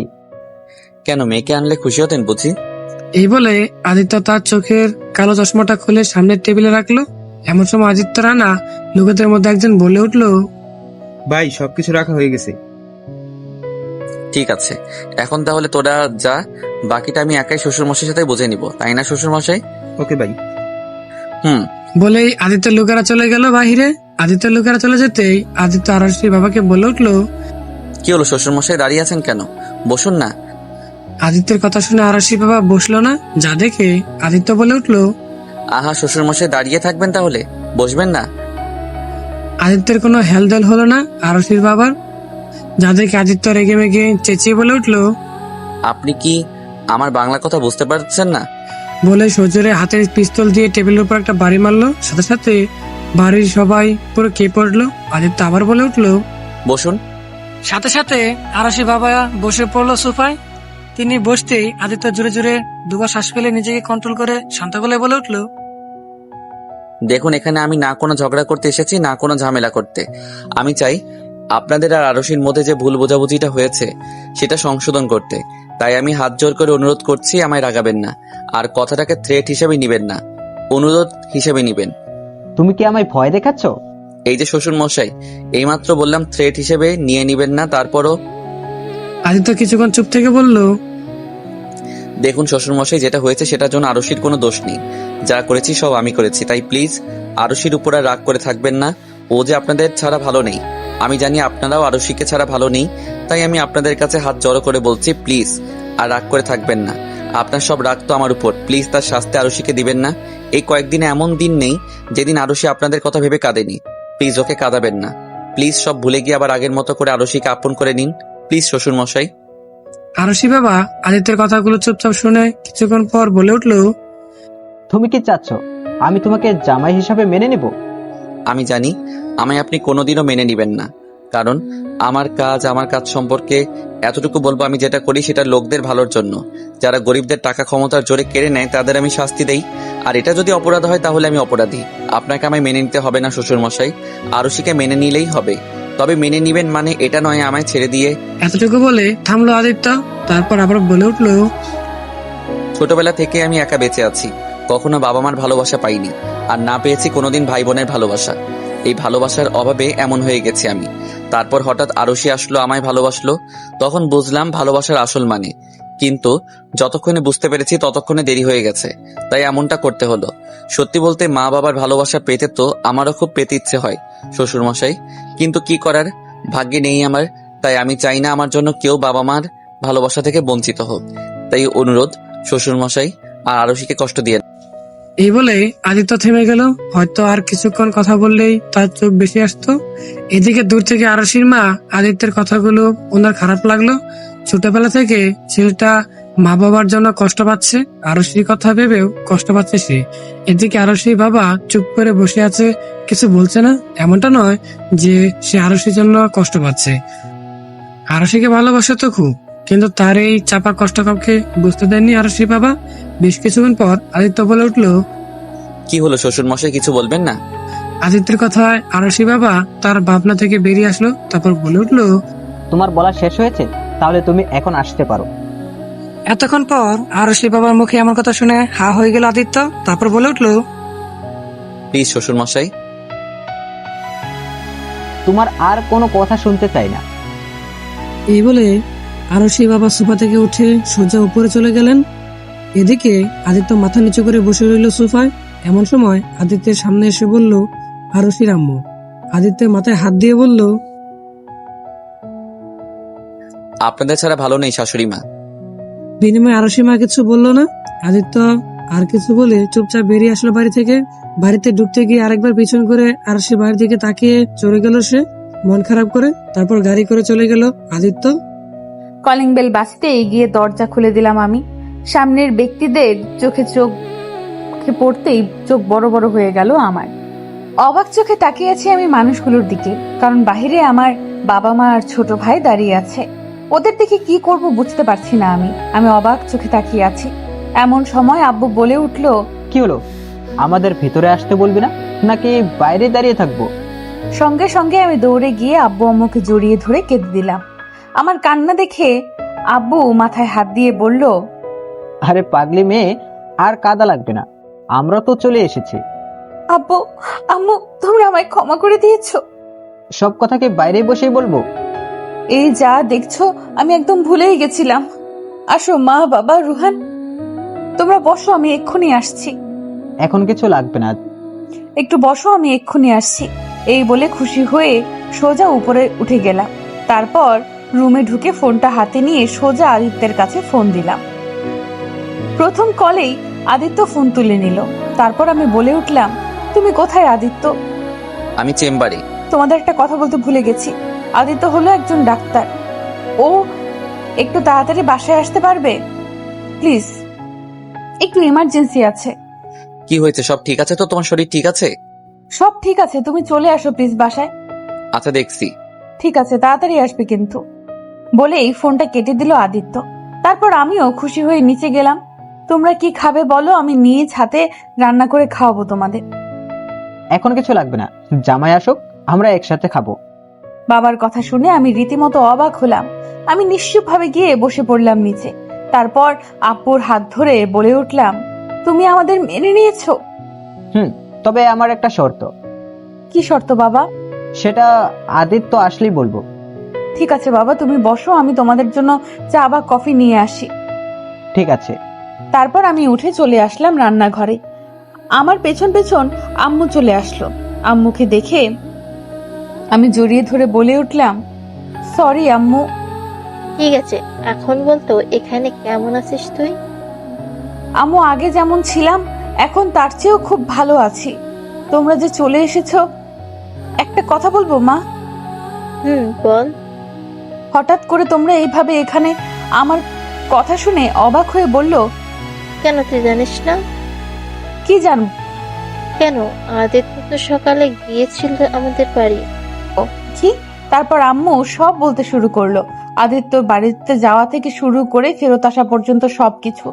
সব শুনে আমি কি রিয়াকশন দিব ভুলে গেছি। কয়েক ঘন্টা পর কলিং বেল টিপ দিতেই দৌড়ে গিয়ে দরজা খুলে দিলাম আমি। আদিত্য আমায় দেখে বলে উঠলো, বলো কি হয়েছে? আগে ভেতরে তো চলো। এমন সময় সোফায় বসে চা খাচ্ছিল বাবা, আর মা পাশে রুহানো। তাদের দেখে রীতিমতো আদিত্য অবাক, কারণ তখন তো আদিত্যের এমন চাহনি দেখে আব্বু বলে উঠলো, কেমন দিলাম জামাই? জামাই শব্দটা শুনে আদিত্য আরো বেশি অবাক হলো। তার মানে আমরা শুধু আমার মেয়েকে নয়, তোমাকেও মেনে নিয়েছি জামাই। আদিত্য খুশি হয়ে আব্বুকে জড়িয়ে ধরলো। তারপর বলে উঠলো, আমি ভাবতেই পারিনি শ্বশুর মশাই আপনি আমাকেও মেনে নিবেন। মেনে তো নিয়েছি, তবে আমার একটা শর্ত আছে। বলুন না। যেহেতু তোমাদের বিয়ে হুট করে হয়েছে, তাই আমি চাচ্ছি ছোট্ট একটা পার্টি দেব তোমাদের নামে। ও, এই ব্যাপার, আমার কোনো আপত্তি নেই শ্বশুর মশাই। তারপর পুরো দুপুরটাই হাসি খুশি ভাবে চলে গেল। এত সহজে সবটা হয়ে যাবে ভাবতেই পারেনি। রাত 9টা, ডাইনিং টেবিলে বসে আছে বাবা, আদিত্য, রুহান সহ আমরা সবাই। প্রথমে বাবা, তার পাশে আদিত্য, আদিত্যের পাশে আমি, তারপর মাঝখানে আম্মু আর ও পাশে রুহান। আজকে আমি আর আম্মু মিলে রান্না করেছি। আজকে সবাই খুব খুশি, তাই আজ রাতে আম্মু আমায় রুহানকে খাইয়ে দিবে। অনেক দিন হয়ে গেছে মা ভাত খাইয়ে দেয়নি। প্রথম লোকমা ভাত আমার মুখে তুলে দিল, আমিও খুশি হয়ে খাবার নিয়ে নিলাম। তারপর রুহানকে দিল। এদিকে আমাদের কাজে আদিত্য আম্মুর দিকে তাকিয়ে রইল। তার কাছেও ভালো লাগছে, তারও একটা ফ্যামিলি আছে, মা আছে, বাবা আছে, ভাইয়ের মতো শালা আছে। এসব ভেবে মুচকি হাসলো আদিত্য। এমন সময় তার মুখের সামনে এক লোকমা খাবার নিয়ে বলল, আম্মু। হা করো। বিনিময়ে আদিত্য কিচ্ছু বলল না, অবাক চোখে তাকিয়ে রইল আম্মুর মুখের দিকে। আম্মু আদিত্যের চাহনি দেখে বলে উঠল, আজ থেকে আমি শুধু আরশির মা নই, তোমারও মা আমি, আর মায়ের কথা শুনতে হয়। হা করো। আম্মুর কথা শুনে আদিত্যের চোখ ভেসে আসলো। আদিত্য খুশি হয়ে মায়ের হাত থেকে এক লোকমা খাবার নিয়ে আম্মুর হাতে চুমু দিয়ে বলল, আমিও আপনার জামাই নই, ছেলে মা। এদিকে আমরা দুই ভাই বোন এদের কাণ্ড দেখে বলে উঠলাম, এখন তো আমরা কেউই না, শুধু ওনাকে আদর করলে হবে, আমাদেরকেও করতে হবে। সাথে সাথে আদিত্যর আম্মু দুজনে হেসে দিল। খাবার খাওয়ার পুরো মুহূর্তটাই অসাধারণ ছিল। আজকের রাতে বাবা মা রোহান তাদের সাথেই থাকবে ভাবতে আরো খুশি লাগছে। রাত 11টা, ছাদের এক কিনারায় দাঁড়িয়ে আছে আদিত্য। আজকে সে খুব খুশি, আর সাথে নিজের মা বাবাকেও খুব মনে পড়ছে তার। আকাশের দিকে তাকিয়ে তারাগুলো দেখছে আদিত্য। এমন সময় পেছন থেকে জোরে ধরল আরশি। আতঙ্ক এমন হওয়াতে আদিত্য গাবড়ে পরক্ষণে নিজেকে সামনে নিল। সারা বাড়িতে আদিত্যকে কোথাও না পেয়ে ছাদে চলে আসলাম আমি। তারপর আদিত্যকে দেখে পেছন থেকে জড়িয়ে ধরে বলে উঠলাম, আমি আজকে আমি খুব খুশি। বিনিময়ে আদিত্য কিচ্ছু বলল না, চুপ করে রইল। আদিত্যকে চুপ থাকতেই আবার বলে উঠলাম আমি, কি হলো, কিছু বলছো না কেন? তুমি খুশি তো? খুব খুশি। আর তুমি? আমিও। আমার কোনো কষ্ট নেই মাই কিউট জামাই। এখন থেকে আমিও খুশি থাকবো। থুকু, আমরা খুব খুশি থাকবো। আকাশের দিকে তাকিয়ে দেখেছো? তেমন কিছু নয়, মা বাবার কথা মনে পড়ছে খুব। মুহূর্তের মধ্যে মনটা খারাপ হয়ে গেল আমার। এত মন খারাপ করতে নেই, আমার বাবা মা আছে না, আমার বাবা মা মানেই তোমার বাবা মা। বলে জড়িয়ে ধরলাম আদিত্যকে। আদিত্য কিছু না বলে শক্ত করে জড়িয়ে ধরলো আরশিকে। মাঝখানে কেটে গেল 2 দিন। আজকে আরশির বাড়িতে আদিত্য আর আরশির বিয়ের উপলক্ষে বড় অনুষ্ঠান হবে। পুরো বাড়ি খুব সুন্দর করে সাজানো হয়েছে। পুরো বাড়িটাকে ফুল দিয়ে অসম্ভব ভাবে তৈরি করে রাখা হয়েছে। পাড়া থেকে বিউটিশিয়ানরা এসেছে আরশিকে সাজাতে। আজকে আরশি অসম্ভব খুশি, সাথে আদিত্যও। হয়তো কেউই বিশ্বাস করতে পারছে না এত সহজে সবটা মেনে নিয়েছে। আজ আদিত্য সাদা রঙের শিরোনি পরেছে, সাদা জুতা, হাতের ঘড়ি, চুলগুলো বরাবরের মতো সুন্দর করে সাজানো। অল্প সাজেই অসাধারণ লাগছে আদিত্যকে। আর অন্যদিকে আরশি আজকে রেড সাদা কম্বিনেশনের মিশ্রিত একটা লেহেঙ্গা পরেছে। চুলগুলো গর্জিয়াস ভাবে খোপা করা, মুখ ভর্তি মেকআপ, গলায় বাড়ি নেকলেস, হাতে গর্জিয়াস চুড়ি, চোখে আইলাইনার, মাস্কারা সহ পুরো গর্জিয়াস মেকআপ দিয়ে সাজানো হয়েছে তাকে। তাকেও অসম্ভব সুন্দর লাগছে আজকে। সিঁড়ি বেয়ে নিচে নামছে আরশি আর আদিত্য। পুরো অনুষ্ঠানের মানুষের চোখ এখন ওদের দিকে। আরশি বাবার বন্ধুরা সহ সেদিন বিয়েতে যারা না আসতে পেরেছিল তারা সহ সবাই আজকে এই অনুষ্ঠানে উপস্থিত হয়েছে। সবাই শুরুতেও একটু কিন্তু করলেও পরক্ষণে আরশি বাবা বলে দেয়, সারাদিনটাই গান বাজনা, নাচ, খাওয়া দাওয়া, ফটোশুট সহ বিভিন্ন আনন্দে কেটে গেছে। এক কথায় বলতে গেলে পুরো হ্যাপি এন্ডিং। রাত 8টা, আরশি বান্ধবীরা আরশিকে খুব সুন্দর করে আবার সাজিয়ে বিছানায় বসিয়ে দিয়ে গেছে। এক কথায় বলতে গেলে আজকে আদিত্য আর আরশির বাসরাত। একরাশ ভয়, ভালো লাগা সবকিছু নিয়ে বসে আছে আরশি। আজকে আরশির রুমটা খুব সুন্দর করে সাজানো হয়েছে। এই সবকিছু আরশির বন্ধু বান্ধবী সকলের মিলেমিশে কাজ। বেশ কিছুক্ষণ পর দরজার খোলার শব্দে আরশি নড়ে চড়ে বসলো। আদিত্য সামনে আসতেই আদিত্যকে সালাম দিল আরশি। আচমকা এমনটা হওয়াতে আদিত্য একটু ঘাবড়ে গেল। পরক্ষণে নিজেকে সামনে নিয়ে সালামের জবাব দিল সে। তারপর পুরো রুমটা দেখতে লাগলো। আরশির রুমটা এত সুন্দর করে সাজানো হয়েছে সেটা আদিত্য জানা না। এই জন্যই তখন আরশি বান্ধবী হাসতে হাসতে বলেছিল। আদিত্য হাসলো, তারপর আরশির সামনে বসে আরশির মাথার ঘুমটা খুলে দিয়ে বলে উঠলো। আজকে আমার ময়ূরীজানকে অসম্ভব সুন্দর লাগছিল কিন্তু। সাথে সাথে আরশি একটু গম্ভীর হয়ে বলল। তার মানে এখন ভালো লাগছে না? সেটা কখন বললাম? এই মাত্রই তো বললে। আর অনুষ্ঠানে আমার বান্ধবীদের সাথে এত গা ঘেঁষে ছবি তোলার কি ছিল? হুঁ, এতক্ষণ পর আদিত্য বুঝতে পারলো আরশি কেন গম্ভীর মুডে আছে। আদিত্য হালকা হেসে বলল। ও এই জন্য মহারানী রেগে বোম হয়ে আছে? তবে যাই বলো, তোমার বান্ধবীরা কিন্তু খুব সুন্দর। সাথে সাথে আরশি রেগে মেগে বিছানার পর দাঁড়িয়ে বলল। কি বললে তুমি? আদিত্য আরশির কাছে অবাক হয়ে বলল। এটা কি করছো? আমায় রেখে অন্য কোনো মেয়ের দিকে তাকালে একদম চোখ উপড়ে ফেলবো বলে দিলাম। বলে কিনা আমার বান্ধবীদের সুন্দর দেখতে। আরে ওটা তো মজা করে বলেছি।